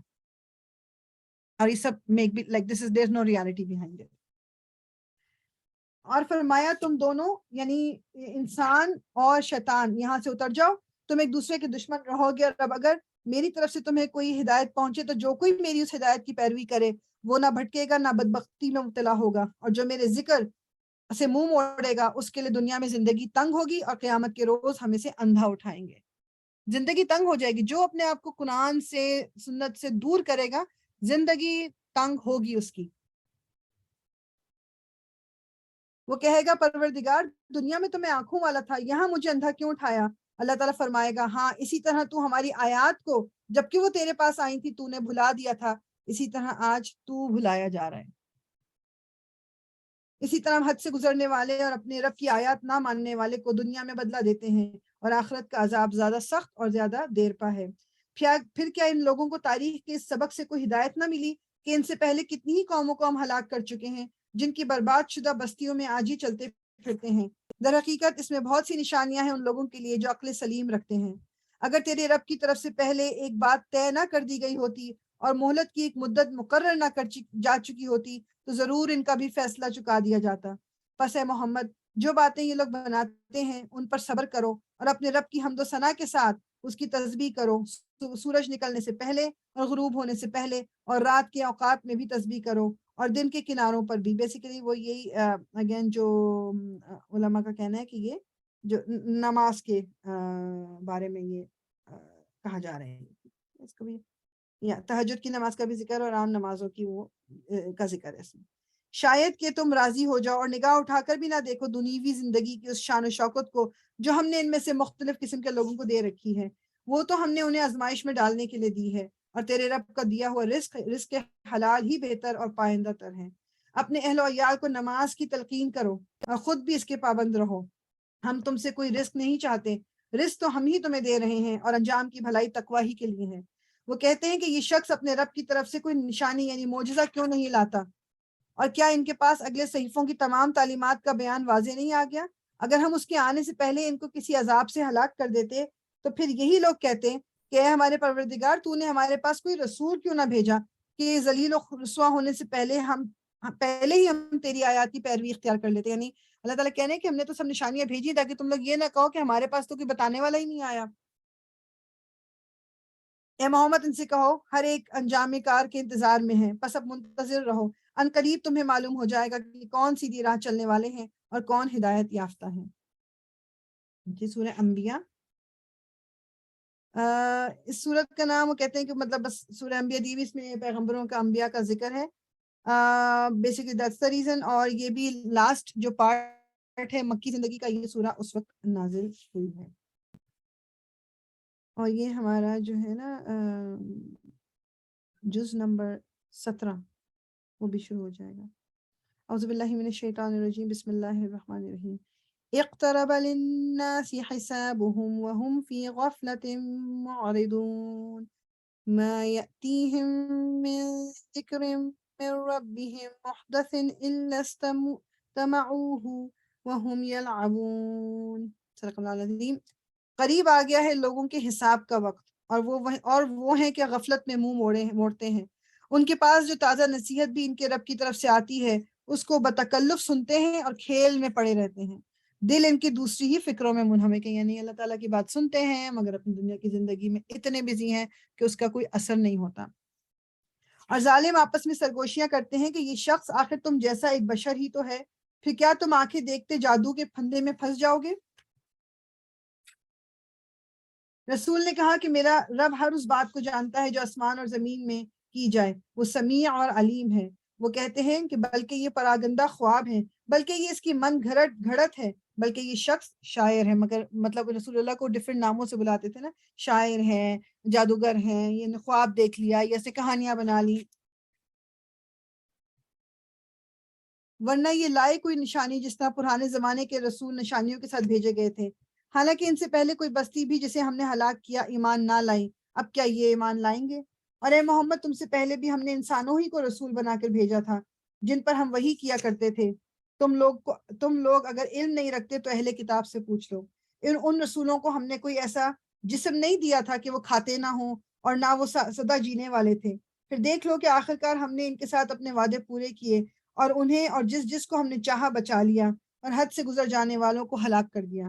لوگوں ہم نے تمہاری طرف ایک ایسی کتاب بھیجی ہے جس میں تمہارا ہی ذکر ہے، کیا تم سمجھتے نہیں ہو؟ یعنی یہ جو ہے نا آیت، لَقَدْ أَنزَلْنَا إِلَيْكُمْ كِتَابًا فِيهِ ذِكْرُكُمْ تمہارا ذکر ہے، یعنی میرا اور آپ کا ذکر ہے۔ وہ کہتے ہیں نا ایک بزرگ کا وہ ہے نا کہ قرآن کو جب تم پڑھو، حضرت آئی تھنک امام شافی کی بات ہے، واللہ عالم، میں غلط نام نہیں لینا چاہیے، کہ انہوں نے کہا تھا قرآن کو مطلب اگر قرآن سے آپ نے فائدہ لینا ہے، قرآن کا آپ کو اثر، تو آپ قرآن کو جب پڑھ رہے ہو تو بس آپ یہ کہو کہ بس یہ جو کچھ اس میں لکھا آ رہا ہے یہ میرے بارے میں اللہ تعالیٰ نے کہا یہ مجھ سے بات ہو رہی ہے. اس کو یہ نہیں کہنا کہ یہ اس کے ساتھ ہوا تھا، یہ اس کے ساتھ ہوا تھا، یہ اس کے اپنے سے بات ہو رہی ہے، یعنی اللہ تعالیٰ میرا رب مجھ سے بات کر رہا ہے. کتنی ہی ظالم بستیاں ہیں جن کو ہم نے پیس کر رکھ دیا اور ان کے بعد دوسری کسی قوم کو اٹھایا. جب ان کو ہمارا عذاب محسوس ہوا تو وہ لگے بھاگنے وہاں سے. کہا گیا بھاگو نہیں، جاؤ اپنے انہی گھروں اور عیش کے سامانوں میں جن کے اندر تم چین کر رہے تھے، شاید کہ تم سے پوچھا جائے. کہنے لگے ہائے ہماری کمبختی، بے شک ہم خطا وار تھے. اور وہ یہی پکارتے رہے یہاں تک کہ ہم نے ان کو کھلیان کر دیا. زندگی کا ایک شرارہ تک ان میں نہ رہا. ہم نے اس آسمان اور زمین کو اور جو کچھ بھی ان میں ہے کچھ کھیل کے طور پر نہیں بنایا ہے. اگر ہم کوئی کھلونا بنانا چاہتے اور بس یہی کچھ ہمیں کرنا ہوتا تو اپنے ہی پاس سے کر لیتے، مگر ہم تو باطل پر حق کی چوٹ لگاتے ہیں جو اس کا سر توڑ دیتی ہے، اور وہ دیکھتے دیکھتے مٹ جاتا ہے، اور تمہارے لیے تباہی ہے ان باتوں کی وجہ سے جو تم بناتے ہو. زمین اور آسمانوں میں جو مخلوق بھی ہے اللہ کی ہے، اور جو فرشتے اس کے پاس آتے ہیں وہ نہ اپنے آپ کو بڑا سمجھ کر اس کی بندگی سے سرتابی کرتے ہیں اور نہ ملول ہوتے ہیں. شب و روز اس کی تسبیح کرتے رہتے ہیں، دم نہیں لیتے. کیا ان لوگوں کے بنائے ہوئے زمینی خدا ایسے ہیں کہ بے جان کو جان بخش کر اٹھا کھڑا کرتے ہوں؟ اگر آسمان اور زمین میں ایک اللہ کے سوا دوسرے خدا بھی ہوتے تو زمین اور آسمان دونوں کا نظام بگڑ جاتا. پس پاک ہے اللہ رب العرش ان باتوں سے جو یہ لوگ بنا رہے ہیں. وہ اپنے کاموں کے لیے کسی کے آگے جواب دہ نہیں ہے، اور یہ سب جواب دہ ہیں. کیا اسے چھوڑ کر انہوں نے دوسرے خدا بنا لیے ہیں؟ اے محمد ان سے کہو کہ لاؤ اپنی دلیل. یہ کتاب بھی موجود ہے جس میں میرے دور کے لوگوں کے لیے نصیحت ہے، اور وہ کتابیں بھی موجود ہیں جو مجھ سے پہلے لوگوں کے لیے نصیحت تھیں، مگر ان میں سے اکثر لوگ حقیقت سے بے خبر ہیں، اسی لیے منہ موڑے ہوئے ہیں. ہم نے تم سے پہلے جو رسول بھی بھیجا ہے اس کو یہی وحی کی ہے کہ میرے سوا کوئی خدا نہیں ہے، بس تم لوگ میری ہی بندگی کرو. یہ کہتے ہیں رحمان اولاد رکھتا ہے. سبحان اللہ، وہ تو بندے ہیں جنہیں عزت دی گئی ہے، اس کے حضور بڑھ کر نہیں بولتے اور بس اس کے حکم پر عمل کرتے ہیں. جو کچھ ان کے سامنے ہے اسے بھی وہ جانتا ہے، اور جو کچھ ان سے اوجھل ہے اس سے بھی وہ باخبر ہے. وہ کسی کی سفارش نہیں کرتے سوائے اس کے جس کے حق میں سفارش سننے پر اللہ راضی ہو، اور وہ اس کے خوف سے ڈرے رہتے ہیں. اور جو ان میں سے کوئی کہہ دے کہ اللہ کے سوا میں بھی ایک خدا ہوں تو اسے ہم جہنم کی سزا دیں، ہمارے ہاں ظالموں کا یہی بدلہ ہے. کیا وہ لوگ جنہوں نے نبی کی بات ماننے سے انکار کر دیا ہے غور نہیں کرتے کہ یہ سب آسمان اور زمین باہم ملے ہوئے تھے، پھر ہم نے انہیں جدا کیا اور پانی سے ہر زندہ چیز پیدا کی؟ کیا وہ ہماری اس خلاقی کو نہیں مانتے؟ اور ہم نے زمین میں پہاڑ جما دیے تاکہ وہ انہیں لے کر ڈھلک نہ جائیں، اور اس میں کشادہ. وہ کہتے ہیں یہی ہے نا کہ پہاڑ جو ہیں جتنے زمین کے اوپر نظر آتے ہیں اس سے کہیں زیادہ نیچے اندر تک ہے، ایک طرح سے جس طرح پیگز لگاتے ہیں نا کوئی خیمہ گاڑنا ہو، تو اس طرح بیسیکلی یہ پہاڑ ہیں. اور اس میں کشادہ راہیں بنا دی شاید کہ لوگ اپنا راستہ معلوم کر لیں. اور ہم نے آسمان کو ایک محفوظ چھت بنا دیا، مگر یہ ہے کہ اس کی نشانیوں کی طرف توجہ ہی نہیں کرتے. وہ اللہ ہی ہے جس نے رات اور دن بنائے اور سورج اور چاند کو پیدا کیا، سب ایک ایک فلک میں تیر رہے ہیں. اور اے محمد ہمیشگی تو ہم نے تم سے پہلے بھی کسی انسان کے لیے نہیں رکھی ہے. اگر تم مر گئے تو کیا یہ لوگ ہمیشہ جیتے رہیں گے؟ ہر جاندار کو موت کا مزہ چکھنا ہے، اور ہم اچھے اور برے حالات میں ڈال کر تم سب کی آزمائش کر رہے ہیں.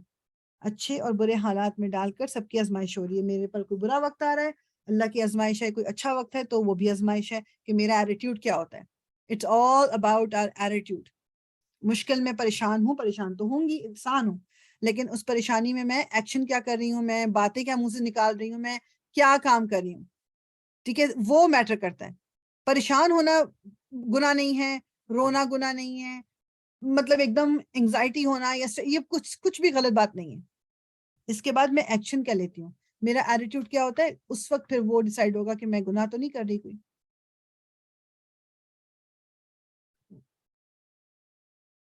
یہ منکرین. اچھا اگر تم مر گئے تو کیا یہ لوگ ہمیشہ جیتا رہیں گے؟ ہر جاندار کو موت کا مزہ چکھنا ہے، اور ہم اچھے اور برے حالات میں ڈال کر تم سب کی آزمائش کر رہے ہیں، آخرکار تمہیں ہماری ہی طرف پلٹنا ہے. یہ منکرین حق جب تمہیں دیکھتے ہیں تو تمہارا مذاق بنا لیتے ہیں، کہتے ہیں کیا یہ ہے وہ شخص جو تمہارے خداؤں کا ذکر کیا کرتا ہے؟ اور ان کا اپنا حال یہ ہے کہ رحمان کے ذکر سے منکر ہیں. انسان جلد باز مخلوق ہے، ابھی میں تم کو اپنی نشانیاں دکھائی دیتا ہوں، جلدی نہ مچاؤ. یہ لوگ کہتے ہیں کہ آخری دھمکی کب پوری ہوگی اگر تم سچے ہو.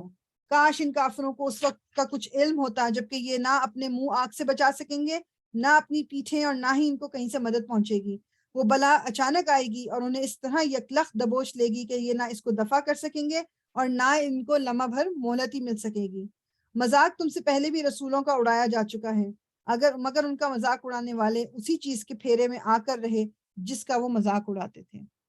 اے محمد ان سے کہو، کون ہے جو رات کو یا دن کو تمہیں رحمان سے بچا سکتا ہو، مگر یہ اپنے رب کی نصیحت سے منہ موڑ رہے ہیں کہ یہ کچھ ایسے خدا رکھتے ہیں جو ہمارے مقابلے میں ان کی حمایت کریں؟ وہ تو نہ خود اپنی مدد کر سکتے ہیں اور نہ ہماری ہی تائید ان کو حاصل ہے۔ اصل بات یہ ہے کہ ان لوگوں کو اور ان کے آباء و اجداد کو ہم زندگی کا سر و سامان دیے چلے گئے یہاں تک کہ ان کو دن لگ گئے، مگر کیا انہیں نظر نہیں آتا کہ ہم زمین کو مختلف سمتوں سے گھٹاتے چلے آ رہے ہیں؟ پھر کیا یہ غالب آ جائیں گے؟ ان سے کہہ دو کہ میں تو وہی کی بنا پر تمہیں متنبع کر رہا ہوں، مگر بہرے پکار کو نہیں سنا کرتے جبکہ انہیں خبردار کیا جائے، اور اگر تیرے رب کا عذاب ذرا سا انہیں چھو جائے تو ابھی چیخ اٹھیں کہ ہائے ہماری کمبختی، بے شک ہم خطاوار ہیں۔ قیامت کے روز ہم ٹھیک ٹھیک تولنے والے ترازو رکھ دیں گے، پھر کسی شخص پر ذرا برابر ظلم نہ ہوگا۔ جس کا رائی کے دانے کے برابر بھی کچھ کیا دھرا ہوگا وہ ہم سامنے لے آئیں گے، اور حساب لگانے کے لیے ہم کافی ہیں۔ پہلے ہم موسیٰ اور ہارون کو فرقان اور روشنی اور ذکر عطا کر چکے ہیں، ان متقی لوگوں کی بھلائی کے لیے جو بے دیکھے اپنے رب سے ڈریں اور جن کو حساب کی اس گھڑی کا کھٹکا لگا ہوا ہو۔ اور اب یہ بابرکت ذکر ہم نے تمہارے لیے نازل کیا ہے، پھر کیا تم اس کو قبول کرنے سے انکاری ہو؟ اس سے پہلے ہم نے ابراہیم کو اس کی ہوش مندی بخشی تھی اور ہم اس کو خوب جانتے تھے۔ یاد کرو وہ موقع جب کہ اس نے اپنے باپ اور اپنی قوم سے کہا تھا، یہ مورتیں کیسی ہیں جن کے لیے تم لوگ گرویدہ ہو رہے ہو؟ انہوں نے جواب دیا، ہم نے اپنے باپ دادا کو انہی کی عبادت کرتے پایا ہے۔ اس نے کہا، تم بھی گمراہ ہو اور تمہارے باپ دادا بھی سری گمراہی میں پڑے ہوئے تھے۔ انہوں نے کہا، کیا تو ہمارے سامنے اپنے اصلی خیالات پیش کر رہا ہے یا مذاق کر رہا ہے؟ اس نے جواب دیا، نہیں، بلکہ فی الواقع تمہارا رب وہی ہے جو زمین اور آسمانوں کا رب اور ان کا پیدا کرنے والا ہے، اس پر میں تمہارے سامنے گواہی دیتا ہوں، اور خدا کی قسم میں تمہاری غیر موجودگی میں ضرور تمہارے بتوں کی خبر لوں گا۔ چنانچہ اس نے ان کو ٹکڑے ٹکڑے کر دیا۔ یہ واقعہ ہم سب پہلے پڑھ چکے ہیں کہ جب ایک دن جو حضرت ابراہیم کی قوم کے لوگ تھے وہ کسی میلے میں گئے تھے، تو آپ نے پیچھے سے جا کے ان کے تمام بت جو تھے وہ توڑ دیے تھے، صرف ایک بت چھوڑ دیا تھا جو سب سے بڑا والا تھا، اور اس کے ہاتھ میں ایک کلہاڑی یا ڈنڈا کچھ پکڑا دیا تھا۔ جب یہ لوگ واپس آئے تو انہوں نے کہا کہ مطلب یہ بت کس نے توڑے ہمارے؟ تو مطلب پھر ان کو لگا کہ یہ بات تو کرتے رہتے تھے، ان کے پاس آئے کہ تم نے کیا؟ انہوں نے کہا میں اپنے اس بت سے پوچھو، یہ بتائے گا، مجھے کیا پتا۔ تو انہوں نے خود ہی کہا کہ یہ تھوڑی بھی بولتا ہے۔ اینڈ دین دے ریئلائزڈ کہ وہ خود کتنی یہ ایک مطلب بے وقوفانہ حرکت ہے جو کرتے ہیں، مگر وہ باز پھر بھی نہیں آئے تھے۔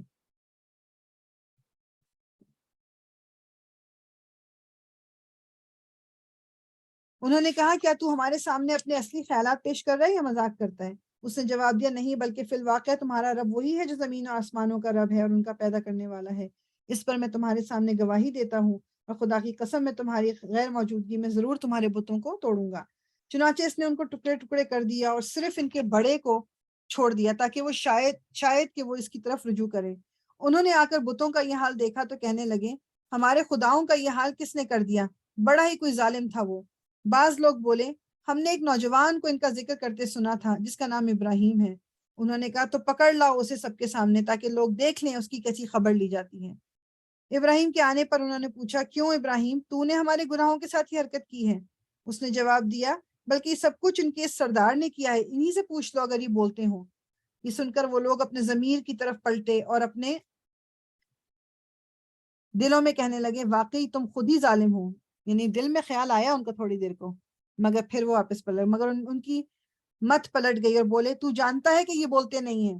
ابراہیم نے کہا، پھر کیا تم اللہ کو چھوڑ کر ان چیزوں کو پوج رہے ہو جو نہ تمہیں نفع پہنچانے پر قادر ہیں نہ نقصان؟ تف ہے تم پر اور تمہارے ان معبودوں پر جن کی تم اللہ کو چھوڑ کر پوجا کر رہے ہو، کیا تم کچھ بھی عقل نہیں رکھتے؟ انہوں نے کہا، جلا ڈالو اس کو اور حمایت کرو اپنے خداؤں کی اگر تمہیں کچھ کرنا ہے۔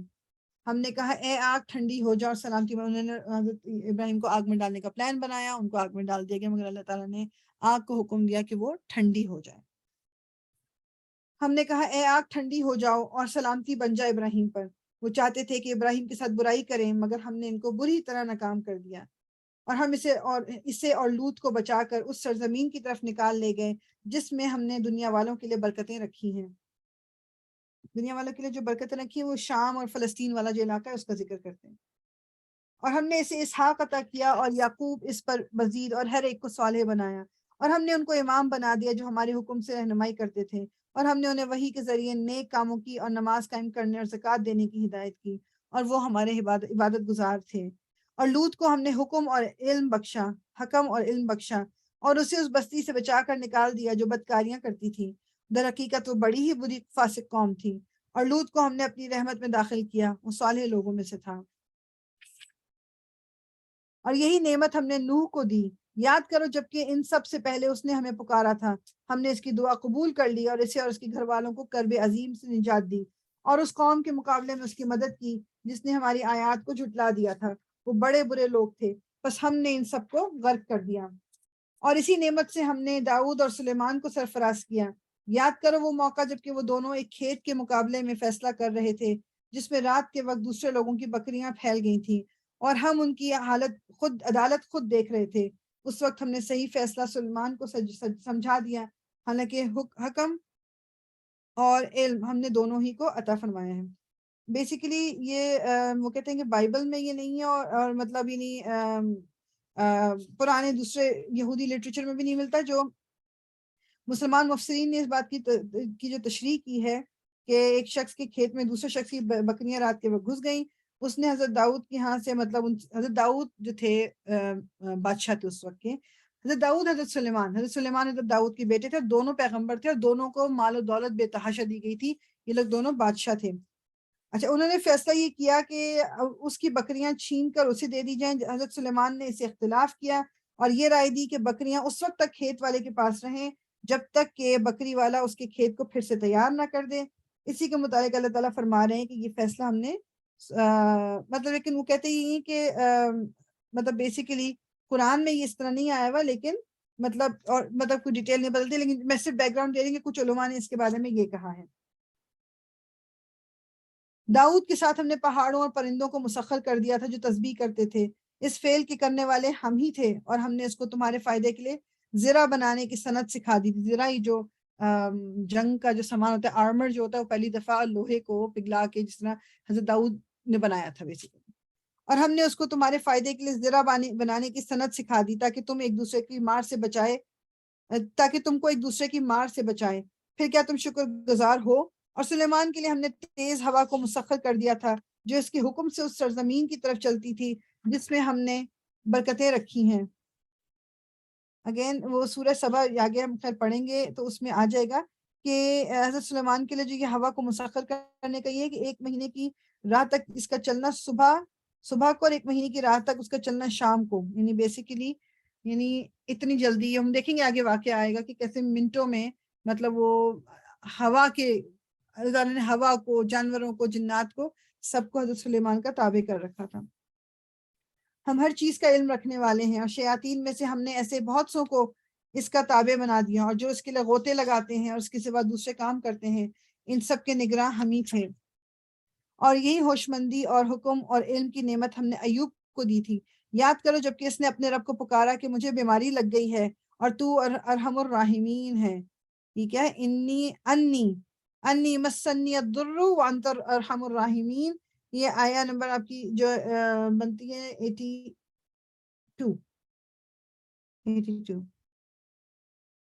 سوری 83 not 82 83 انی مسنی الضر وانت ارحم الراحمین، کہ کیا وہ دعا تھی کہ مجھے بیماری لگ گئی اور تو ارحم الراحمین ہے۔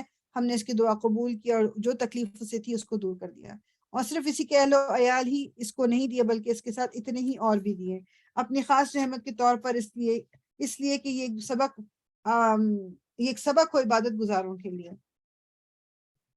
اور یہی نعمت اسماعیل اور ادریس اور ذوالکفل کو دی کہ یہ سب صابر لوگ تھے، اور ان کو ہم نے اپنی رحمت میں داخل کیا کہ وہ صالحوں میں سے تھے۔ اور مچھلی والے کو بھی ہم نے نوازا، مچھلی والے کو ہم پہلے پڑھ چکے نا، حضرت یونس کے بارے میں ذکر ہے، اور مچھلی والے کو بھی ہم نے نوازا، یاد کرو جبکہ وہ بگڑ کر چلا گیا تھا اور سمجھا تھا کہ ہم اس پر گرفت نہ کریں گے، آخر کو اس نے تاریکیوں سے پکارا، نہیں ہے کوئی خدا مگر تو، پاک ہے تیری ذات، بے شک میں نے قصور کیا۔ یہ تو ہم سب کو آتی ہے دعا جو آیا نمبر 80 ہے، لا الہ الا انت سبحانک انی کنت من الظالمین، یہ دعا سب پڑھتے ہیں، لیکن اس کا کوئی آتھینٹک طریقہ کہیں سے وہ نہیں ملتا کہ جی 1.25 دفعہ جو بعض دفعہ لوگ کہتے ہیں 1.25 کا ختم کرنا ہے اس والی آیت کریمہ اس کو کہا تھا، ایسا کچھ نہیں ملتا. ہاں یہ دعا ہے اور یہ پڑھنی چاہیے. حضرت یونس نے بھی دعا مانگی تھی مچھلی کے پیٹ میں تو اللہ تعالیٰ نے وہاں سے ان کو نکال لیا تھا. تو میرے اور آپ کی بھی جب کوئی مشکل آتی ہے وہ دور کیوں نہیں ہوگی. اور یاد کرو، اور اسی طرح ہم علم سے اس کو نجات بخشے، اور اسی طرح ہم مومنوں کو بچا لیا کرتے ہیں. اور یاد کرو اور زکریا کو جبکہ اس نے اپنے رب کو پکارا، اے پروردگار مجھے اکیلا نہ چھوڑ اور بہترین وارث تو ہی ہے. یہ بھی دعا ہے، ربی لا تذرنی فردا وانت خیر الوارثین، کہ اللہ تعالیٰ تو مجھے اکیلا نہ چھوڑنا. یہ میننگ کے ساتھ یاد کر لیں. یہ بھی جو ہے نا آیا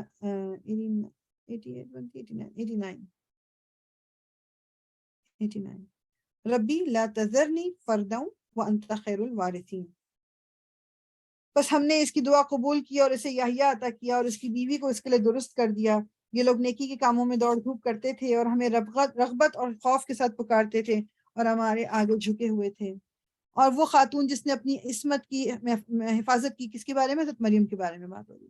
اور وہ خاتون جس نے اپنی عصمت کی حفاظت کی تھی، ہم نے اس کے اندر اپنی روح سے پھونکا اور اسے اور اس کے بیٹے کو دنیا بھر کے لیے نشانی بنا دیا. یہ تمہاری امت حقیقت میں ایک ہی امت ہے اور میں تمہارا رب ہوں، بس تم میری عبادت کرو. مگر یہ لوگوں کی کارستانی ہے کہ انہوں نے آپس میں اپنے دین کو ٹکڑے ٹکڑے کر ڈالا. سب کو ہماری طرف پلٹنا ہے. پھر جو نیک عمل کرے گا اس حال میں کہ وہ مومن ہو تو اس کے کام کی ناقدری نہ ہوگی، اور اسے ہم لکھ رہے ہیں. اور ممکن نہیں ہے کہ جس بستی کو ہم نے ہلاک کر دیا ہو وہ پھر پلٹ سکے، یہاں تک کہ جب یاجوج اور ماجوج کھول دیے جائیں گے اور ہر بلندی سے وہ نکل پڑیں گے اور وعدہ برحق کے پورا ہونے کا وقت قریب آ لگے گا، تو یک ان لوگوں کے دیدے پھٹے کے پھٹے رہ جائیں گے جنہوں نے کفر کیا تھا. کہیں گے ہائے ہماری کمبختی، ہم اس چیز کے طرف سے غفلت میں پڑے ہوئے تھے، بلکہ ہم خطا کار تھے. بے شک تم اور تمہارے وہ معبود جنہیں تم پوچھتے ہو جہنم کا ایندھن ہے، وہیں تم کو جانا ہے. اگر یہ واقعی خدا ہوتے تو وہاں نہ جاتے. اب سب کو ہمیشہ اسی میں رہنا ہے. وہاں وہ ہنکارے ماریں گے اور حال یہ ہوگا کہ اس میں کان پڑی آواز نہ سنائی دے گی. رہے وہ لوگ جن کے لیے ہماری طرف سے بھلائی کا پہلے ہی فیصلہ ہو چکا ہوگا تو وہ یقیناً اس سے دور رکھے جائیں گے، اس کی سرسراہٹ تک نہ سنیں گے، اور وہ ہمیشہ ہمیشہ اپنی من بھاتی چیزوں کے درمیان رہیں گے. وہ انتہائی گھبراہٹ کا وقت ان کو ذرا پریشان نہ کرے گا، اور ملائکہ بڑھ کر ان کو ہاتھوں ہاتھ لیں گے کہ یہ تمہارا وہی دن ہے جس سے تم سے جس کا وعدہ کیا جاتا تھا. اللہ تعالیٰ ہمیں ان لوگوں میں شامل کریں.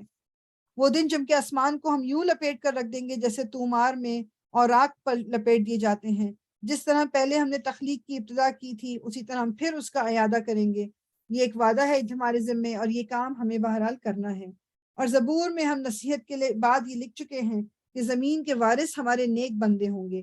اس میں ایک بڑی خبر ہے عبادت گزار لوگوں کے لیے. اے محمد، ہم نے جو تم کو بھیجا ہے تو یہ دراصل دنیا والوں کے حق میں ہماری رحمت ہے. ان سے کہو کہ میرے پاس جو وحی آتی ہے وہ یہ ہے کہ تمہارا خدا صرف ایک خدا ہے، پھر کیا تم سر اطاعت جھکاتے ہو؟ اگر وہ منہ پھیریں تو کہہ دو کہ میں نے اعلان تم کو خبردار کر دیا ہے.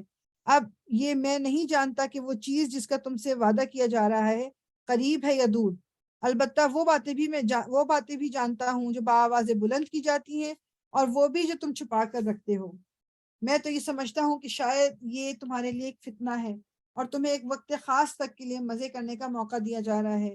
آخرکار رسول نے کہا کہ اے میرے رب، حق کے ساتھ فیصلہ کر دے، اور لوگوں تم جو باتیں بناتے ہو ان کے مقابلے میں تمہارا رب رحمان ہی ہمارے لیے مدد کا سہارا ہے. کیونکہ وہ ربنا الرحمن المستعان علی ما تصفون. اللہ تعالیٰ مددگار کون ہے؟ اللہ تعالیٰ ہی ہے. جو بھی باتیں کوئی بناتا رہے کرتا رہے، اینڈ آف دا ڈے اللہ تعالیٰ ہی ہمارے مددگار ہیں. یہ سورہ انبیاء ختم ہوئی. اب سورہ حج کریں گے انشاءاللہ. آئی تھنک کہ سورہ حج کا ہی ٹائم شاید رہے گا. اچھا جی، سورہ حج جو ہے وہ کہتے ہیں کہ اس میں مکی صورتوں والی کوالٹیز بھی پائی جاتی ہیں اور مدنی بھی. مکی صورتوں کی کوالٹیز کیا ہیں؟ جیسے ہم نے دیکھا کہ ایک تو وہ چھوٹی چھوٹی آیتیں ہوتی ہیں، ایک اس میں جو ہے قیامت اور رسالت اور اللہ کی وحدانیت کا زیادہ تر ذکر ہوتا ہے. دوسرا میجورٹی جو مکی آیات ہیں جب اگر اللہ تعالیٰ پکار کے کوئی بات کرتے ہیں تو یا ایھا الناس کہتے ہیں. آمنو جو ہے وہ زیادہ تر مدنی صورتوں میں ہے. اور مطلب وہ کچھ مطلب انہی آیتوں سے مفسرین نے جو اندازے لگائے تو وہ کہتے ہیں کہ majority of this surah, مطلب میکسیمم یہ ہوا ہے کہ جب رسول اللہ صلی اللہ علیہ وسلم ہجرت کر رہے تھے شاید اس دوران یہ نازل ہوئی ہوں. ایک حضرت ابن عباس کی روایت ہے اس کے بارے میں، واللہ عالم، کہ وہ مطلب لیکن وہ کہتے ہیں کہ وہ اوتھینٹک ہے کہ بس مکہ سے جب مطلب نکل رہے تھے تب یہ نازل ہوئی. اور باقی کچھ آیات کے بارے میں جو آخر کی طرف آئیں گی ان کے بارے میں میجورٹی یہ کہتی ہے کہ وہ مدنی آیات ہیں. تو اس کا مطلب یہ ہوا کہ یہ سورہ جو ہے اس کا کچھ حصہ مکہ میں نازل ہوا اور کچھ حصہ جو ہے وہ مدینہ میں. سورہ حج. اعوذ باللہ من الشیطان الرجیم. یا ایہا الناس اتقوا ربکم ان زلزلۃ الساعۃ شیء عظیم یوم ترونها تذہل کل مرضعۃ عما ارضعت وتضع کل ذات حمل حملها وترى الناس سكارى وما هم بسكارى ولكن عذاب الله شديد. صدق اللہ العظیم. اے لوگوں اپنے رب کے غضب سے بچو، حقیقت یہ ہے کہ قیامت کا زلزلہ بڑی ہولناک چیز ہے. جس روز تم اسے دیکھو گے حال یہ ہوگا کہ ہر دودھ پلانے والی اپنے دودھ پیتے بچے سے غافل ہو جائے گی. یعنی اتنا خوف ہوگا کیونکہ دیٹ از ون ٹائم جب عورت فیڈ کر رہی ہوتی ہے کہ مطلب اس کو دنیا کی کسی چیز کا اس کی کوئی فکر نہیں ہوتی. اور مطلب لیکن وہ ایک جو سور پھونکا جائے گا، یہ جو آواز شور جو ہوگی، اس وقت وہ دودھ پلاتے ہیں اپنے بچے کو، چاہے وہ جانور یا عورت، مطلب وہ چھوڑ دیں گے اس کو. ہر حاملہ کا حمل گر جائے گا اور لوگ تم کو مدہوش نظر آئیں گے حالانکہ وہ نشے میں نہ ہوں گے، بلکہ اللہ کا عذاب ہی کچھ ایسا سخت ہوگا. بعض لوگ ایسے ہیں جو علم کے بغیر اللہ کے بارے میں بحثیں کرتے ہیں اور ہر شیطان سرکش کی پیروی کرنے لگتے ہیں، حالانکہ اس کے تو نصیب ہی میں لکھا ہوا ہے کہ جو اس کو دوست بنائے گا اسے وہ گمراہ کر کے چھوڑے گا اور عذاب جہنم کا راستہ دکھائے گا. لوگوں اگر تمہیں زندگی بعد موت کے بارے میں کچھ شک ہے تو تمہیں معلوم ہو کہ تو ہم نے تم کو مٹی سے پیدا کیا ہے، پھر نطفے سے، پھر خون کے لوتھڑے سے، پھر گوشت کی بوٹی سے جو شکل والی بھی ہوتی ہے اور بے شکل بھی. اور یہ ہم اس لیے بتا رہے ہیں کہ تاکہ تم پر حقیقت واضح کر دیں. ہم جس نطفے کو چاہتے ہیں ایک وقت خاص تک رحموں میں ٹھہراتے ہیں.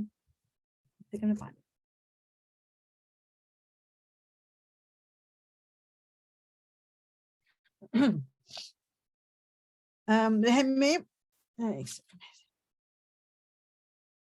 ایک خاص وقت تک رحموں میں ٹھہرائے رکھتے ہیں، پھر تم کو ایک بچے کی صورت میں نکال لاتے ہیں، پھر تمہاری پرورش کرتے ہیں تاکہ تم اپنی پوری جوانی کو پہنچو. اور تم میں سے کوئی پہلے ہی واپس بلا لیا جاتا ہے اور کوئی بدترین عمر کی طرف پھیر دیا جاتا ہے تاکہ سب کچھ جاننے کے بعد پھر کچھ نہ جانے، یعنی کہ جو بڑھاپا ہے جسے بعض دفعہ لوگ پھر بھولنے لگتے ہیں. اور تم دیکھتے ہو کہ زمین سوکھی پڑی ہے، پھر جہاں ہم نے اس پر می برسایا یک وہ بھپک اٹھی اور پھول گئی اور اس نے ہر قسم کی خوش منظر نباتات اگلنی شروع کر دی. یہ سب کچھ اس وجہ سے ہے کہ اللہ ہی حق ہے اور وہ مردوں کو زندہ کرتا ہے اور وہ ہر چیز پر قادر ہے. اور یہ اس بات کی دلیل ہے کہ قیامت کی گھڑی آ کر رہے گی، اس میں کوئی کسی شک کی گنجائش نہیں، اور اللہ ضرور ان لوگوں کو اٹھائے گا جو قبروں میں جا چکے ہیں. بعض اور لوگ ایسے ہیں جو کسی علم اور ہدایت اور روشنی بخشنے والی کتاب کے بغیر گردن اکڑائے ہوئے خدا کے بارے میں جھگڑتے ہیں تاکہ لوگوں کو راہ خدا سے بھٹکا دیں. ایسے شخص کے لیے دنیا میں رسوائی ہے اور قیامت کے روز اس کو ہم آگ کے عذاب کا مزہ چکھائیں گے. یہ ہے وہ تیرا مستقبل جو تیرے اپنے ہاتھوں نے تیرے لیے تیار کیا ہے، ورنہ اللہ اپنے بندوں پر ظلم کرنے والا نہیں. اور لوگوں میں کوئی ایسا ہے جو کنارے پر رہ کر اللہ کی بندگی کرتا ہے، اگر فائدہ ہو تو مطمئن ہو گیا اور جو کوئی مصیبت آئی تو الٹا پھر گیا. اس کی دنیا بھی گئی اور آخرت بھی. یعنی یہ ہم بعض دفعہ کیا کرتے ہیں کہ مطلب وہ چیزیں جو ہمیں آسان لگ رہی ہوتی ہیں ہم فالو کرتے رہتے ہیں، یا کوئی ایسی چیزیں، ایسی عادات یا ایسی حرکات جو ہمیں لگتا ہے کہ مطلب جن کا کلیئر نہیں ہے کہ وہ حرام ہے یا گناہ ہے، لیکن یہ بھی نہیں ہے کہ نہیں ہے، تو بیچ میں جو گرے ایریا، تو ہم اتنا زیادہ اس گرے ایریا کے پاس رہتے ہیں کہ مطلب پھر الٹیمیٹلی ہم وہ کام کرنے ہی لگتے ہیں.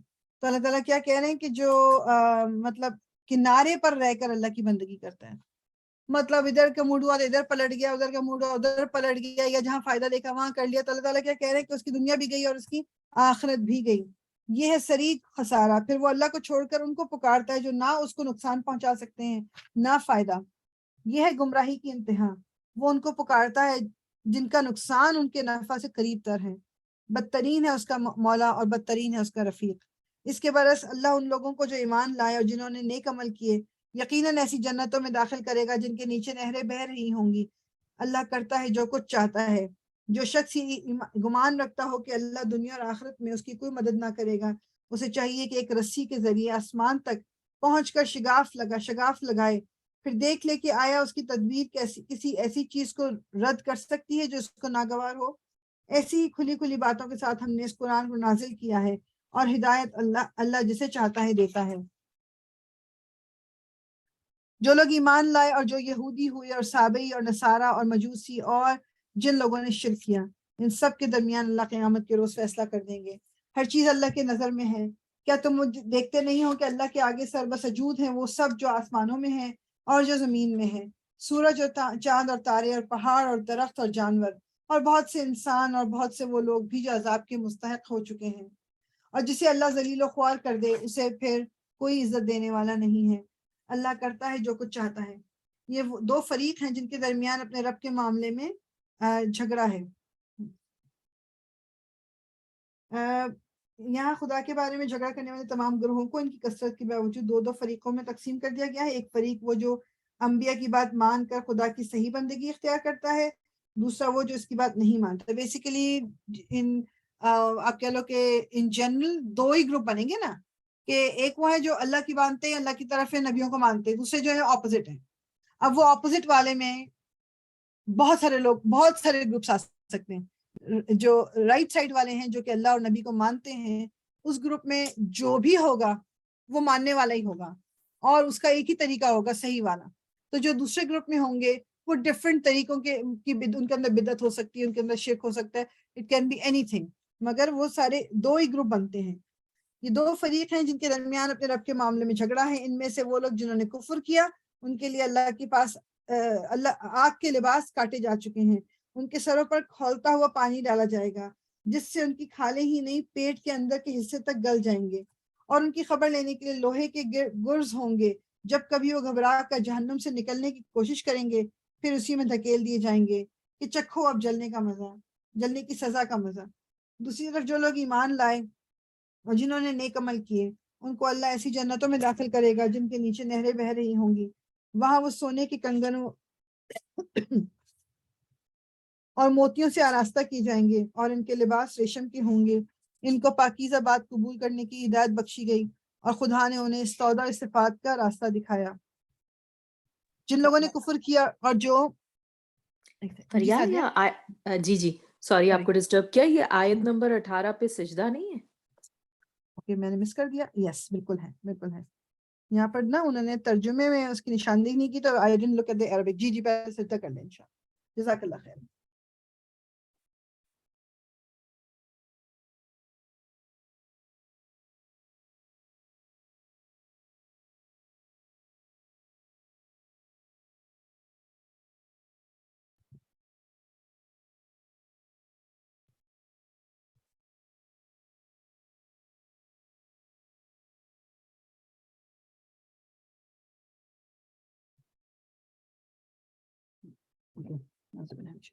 یہ دو فریق ہیں جن کے درمیان اپنے رب کے معاملے میں جھگڑا ہے۔ ان میں سے وہ لوگ جنہوں نے کفر کیا ان کے لیے آگ کے لباس کاٹے جا چکے ہیں، ان کے سروں پر کھولتا ہوا پانی ڈالا جائے گا جس سے ان کی کھالیں ہی نہیں پیٹ کے اندر کے حصے تک گل جائیں گے، اور ان کی خبر لینے کے لیے لوہے کے گرز ہوں گے۔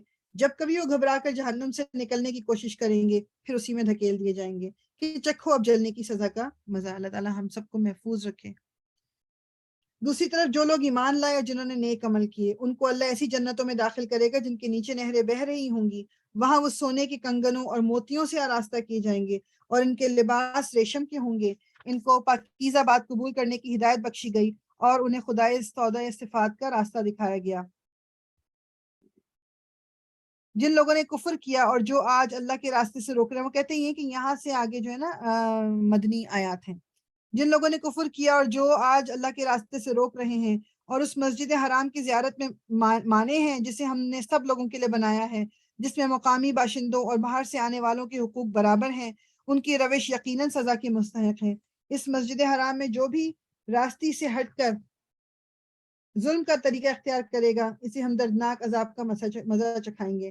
یاد کرو وہ وقت جب کہ ہم نے ابراہیم کے لیے اس گھر یعنی خانہ کعبہ کی جگہ تجویز کی تھی، اس ہدایت کے ساتھ کہ میرے ساتھ کسی کو شریک نہ کرو اور میرے گھر کو طواف کرنے والوں اور قیام اور رکوع اور سجود کرنے والوں کے لیے پاک رکھو، اور لوگوں کو حج کے لیے اذن عام دے دو کہ وہ تمہارے پاس ہر دور دراز مقام سے پیدل اور اونٹوں پر سوار آئیں تاکہ وہ فائدے دیکھیں جو یہاں ان کے لیے رکھے گئے ہیں، اور چند مقررہ دنوں میں ان جانوروں پر اللہ کا نام لیں جو اس نے انہیں بخشے ہیں، خود بھی کھائیں اور تنگ دست محتاج کو بھی دیں، اور پھر اپنا میل کچیل دور کریں اور اپنی نظریں پوری کریں اور اس قدیم گھر کا طواف کریں۔ بیسیکلی یہ حج کی جو تمام احکامات ہیں نا یہ وہ ہیں۔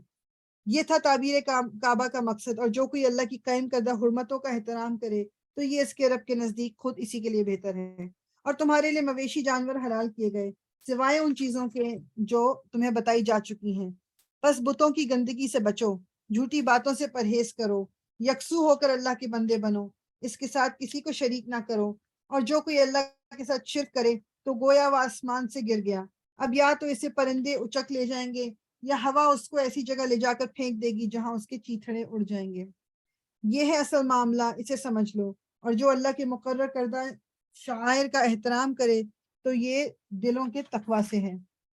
تمہیں ایک وقت مقرر تک ان ہدی کے جانوروں سے فائدہ اٹھانے کا حق ہے، پھر ان کے قربان کرنے کی جگہ اسی قدیم گھر کے پاس ہے، یعنی جو جیسے قربانی کے لیے جانور ساتھ لے کے چلتے تھے نا لوگ حج کے لیے، تو راستے میں اس پہ سواری بھی کر سکتے ہیں، اور مطلب راستے میں اس کو یوز کر سکتے ہیں اپنا سامان رکھنے کے لیے بھی، لیکن پھر جب وہ ٹائم آ جائے گا قربانی کا تو پھر وہ اس کو ہدیہ کر دیں گے۔ ہر امت کے لیے ہم نے قربانی کا ایک قاعدہ مقرر کر دیا ہے تاکہ اس امت کے لوگ اس جانوروں پر اللہ کا نام لیں جو اس نے ان کو بخشے ہیں۔ ان مختلف طریقوں کے اندر مقصد ایک ہی ہے، بس تمہارا خدا ایک ہی خدا ہے اور اسی کے تم متی فرمان بنو۔ اچھا، جو قربانی کی بات آتی ہے نا، کبھی سے بیٹھ کے ضرور سوچیے گا کہ اللہ تعالیٰ کو تو گوشت پہنچتا مطلب کھانا نہیں ہے، مطلب اللہ تعالیٰ تو اس سب چیزوں سے ماورا ہے، بلند ہے۔ قربانی کرنے کا جو ہمیں دیا گیا ہے، جس میں ہم بعض دفعہ انسان افورڈیبلٹی ہونے کے باوجود بھی کوشش کرتا ہے کہ چھوٹا سا چھوٹا معمولی سے معمولی ہو جائے، اور مطلب یا پھر دکھاوے میں پڑ جاتے ہیں۔ اللہ تعالیٰ کو گوشت نہیں پہنچتا اس قربانی کا، اللہ تعالیٰ کو ہمارا وہ ایمان پہنچتا ہے کہ ہم نے اگر کیا تو ہم نے، اور جو مطلب اس کے صحیح مقصد کو پورا کیا نہیں کیا، غریبوں میں کھانا گیا کہ نہیں گیا۔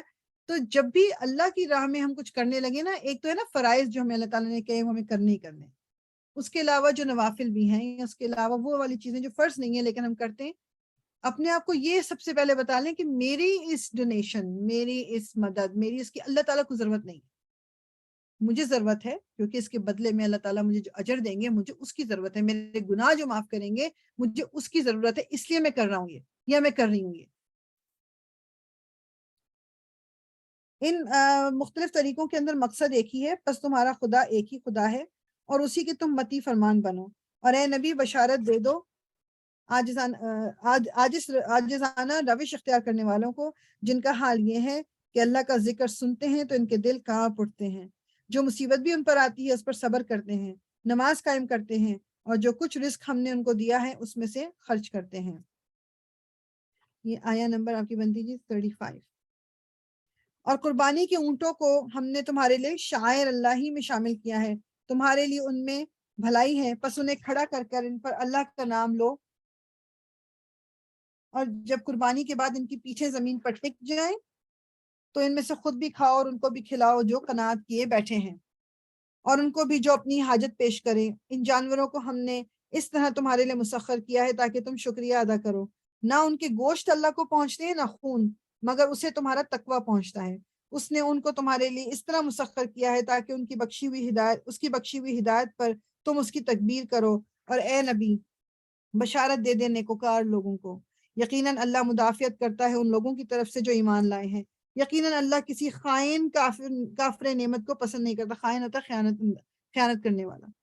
اجازت دے دی گئی ان لوگوں کو جن کے خلاف جنگ کی جا رہی ہے کیونکہ وہ مظلوم ہیں، اور اللہ یقیناً ان کی مدد پر قادر ہے۔ یہ وہ لوگ ہیں جو اپنے گھروں سے ناحق نکالے گئے صرف اس قصور پر کہ وہ کہتے تھے کہ ہمارا رب اللہ ہے۔ اگر اللہ لوگوں کو ایک دوسرے کے ذریعے سے دفع نہ کرتا رہے تو خانقاہیں اور گرجا اور معابد اور مسجدیں جن میں اللہ کا ذکر کثرت سے نام لیا جاتا ہے سب مسمار کر ڈالی جائیں۔ اللہ ضرور ان لوگوں کی مدد کرے گا جو اس کی مدد کریں گے، اللہ بڑا طاقتور اور زبردست ہے۔ یہ وہ لوگ ہیں جنہیں اگر ہم زمین میں اقتدار بخشیں تو وہ نماز قائم کریں گے، زکوٰۃ دیں گے، معروف کا حکم دیں گے اور منکر سے منع کریں گے، اور تمام معاملات کا انجام کار اللہ کے ہاتھ میں ہے۔ اے نبی، اگر وہ تمہیں جھٹلاتے ہیں تو ان سے پہلے قوم نوح، عاد اور ثمود اور قوم ابراہیم اور قوم لوط اور اہل مدین بھی جھٹلائے چکے ہیں، اور موسیٰ بھی جھٹلائے جا چکے ہیں۔ ان سب منکرین حق کو میں نے پہلے مہلت دی، پھر پکڑا۔ اب دیکھ لو کہ میری عقوبت کیسی تھی۔ کتنی ہی خطا کار بستیاں ہیں جس کو ہم نے تباہ کر دیا، اور آج وہ اپنی چھتوں پر الٹی پڑی ہیں۔ کتنے ہی کنویں بیکار اور کتنے ہی قصر کھنڈر بنے ہوئے ہیں۔ کیا یہ لوگ زمین میں چلے پھرے نہیں ہیں کہ ان کے دل سمجھنے والے اور ان کے کان سننے والے ہوتے؟ حقیقت یہ ہے کہ آنکھیں اندھی نہیں ہوتی مگر وہ دل اندھے ہو جاتے ہیں جو سینوں میں ہیں۔ عربی کیا ہے اس کی؟ بیسیکلی ولیکن فَإِنَّهَا لَا تَعْمَى الْأَبْصَارُ وَلَكِنْ تَعْمَى الْقُلُوبُ الَّتِي فِي صُدُورِ۔ اللہ تعالیٰ کیا کہہ رہے ہیں؟ آنکھیں اندھی نہیں ہوتی مگر وہ دل اندھے ہو جاتے ہیں جو سینوں میں ہیں۔ آنکھیں نہ دیکھ رہی ہیں، اللہ تعالیٰ کی نشانیاں بھی دیکھ رہی ہیں، اللہ تعالیٰ کی بتائے ہوئے سب چیزیں نظر آ رہی ہیں، مگر دل جو ہے وہ اندھا ہو گیا کہ دل اس کو فالو نہیں کرتا، دل اس کو ماننے پہ تیار نہیں ہے۔ یہ لوگ عذاب کے لیے جلدی مچا رہے ہیں۔ اللہ ہرگز اپنے وعدے کے خلاف نہ کرے گا، مگر تیرے رب کے ہاں کا ایک دن تمہارے شمار کے 1000 برس کے برابر ہوا کرتا ہے۔ کتنی ہی بستیاں ہیں جو ظالم تھیں، میں نے ان کو پہلے مہلت دی، پھر پکڑ لیا، اور سب کو واپس تو میرے ہی پاس آنا ہے۔ اے محمد کہہ دو کہ لوگوں میں تو تمہارے لیے صرف وہ شخص ہوں جو برا وقت آنے سے پہلے صاف صاف خبردار کرنے والا ہے۔ پھر جو ایمان لائیں گے اور نیک عمل کریں گے ان کے لیے مغفرت ہے اور عزت کی روزی، اور جو ہماری آیات کو نیچا دکھانے کی کوشش کریں گے وہ دوزخ کے یار ہیں۔ اے محمد، تم سے پہلے ہم نے نہ کوئی رسول ایسا بھیجا ہے نہ نبی جس کے ساتھ یہ معاملہ نہ پیش آیا ہو کہ جب اس نے تمنا کی شیطان اس کی تمنا میں خلل انداز ہو گیا۔ اس طرح جو کچھ بھی شیطان خلل اندازیاں کرتا ہے اللہ ان کو مٹا دیتا ہے اور اپنی آیات کو پختہ کر دیتا ہے۔ اللہ علیم ہے اور حکیم، وہ اس لیے ایسا ہونے دیتا ہے تاکہ شیطان کی ڈالی ہوئی خرابی کو فتنہ بنا دے ان لوگوں کے لیے جن کے دلوں کو انفاق کا روگ لگا ہوا ہے، جن کے دل کھوٹے ہیں۔ حقیقت یہ ہے کہ یہ ظالم لوگ اناد میں بہت دور نکل گئے ہیں، اور علم سے بہرامند لوگ جان لیں کہ یہ حق ہے تیرے رب کی طرف سے، اور وہ اس پر ایمان لے آئیں اور ان کے دل اس کے آگے جھک جائیں۔ یقیناً اللہ ایمان لانے والوں کو ہمیشہ سیدھا راستہ دکھاتا ہے۔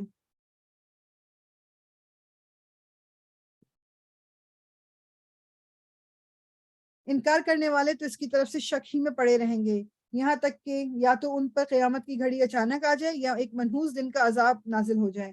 اس روز بادشاہی اللہ کی ہوگی اور وہ ان کے درمیان فیصلہ کر دے گا۔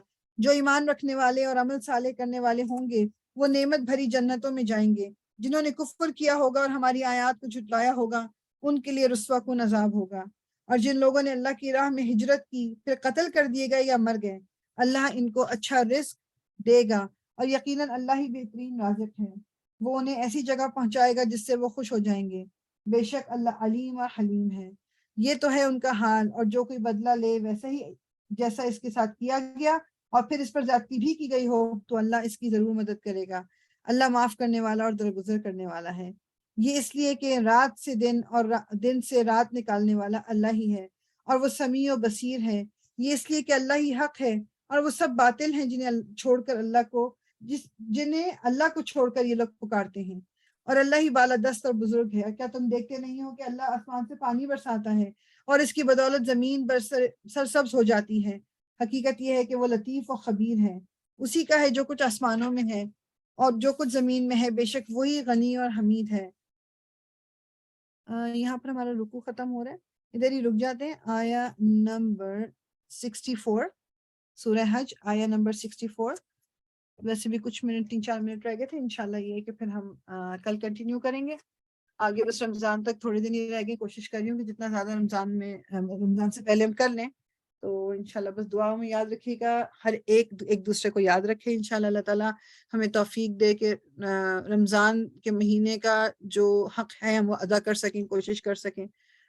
اس میں اپنی پہلے سے کچھ ایک وہ بنا لیں، ایک اسکیجول سا بنا لیں اپنا، اور پھر try to stick to the schedule, کوشش کریں، ایٹ لیسٹ کوشش کریں تو۔ اور قرآن کو پرائیورٹی دینی ہے، اس کے اندر اللہ تعالیٰ سے قریب ہونے کو پرائیورٹی دینی ہے۔ سبحانک اللہم و بحمدک، نشهد أن لا إله إلا أنت نستغفرك ونتوب إليك ربنا تقبل منا إنك أنت السميع العليم وتب علينا إنك أنت التواب الرحيم الصلاة والسلام على رسول الله الحمد لله رب العالمين جزاك الله خيرا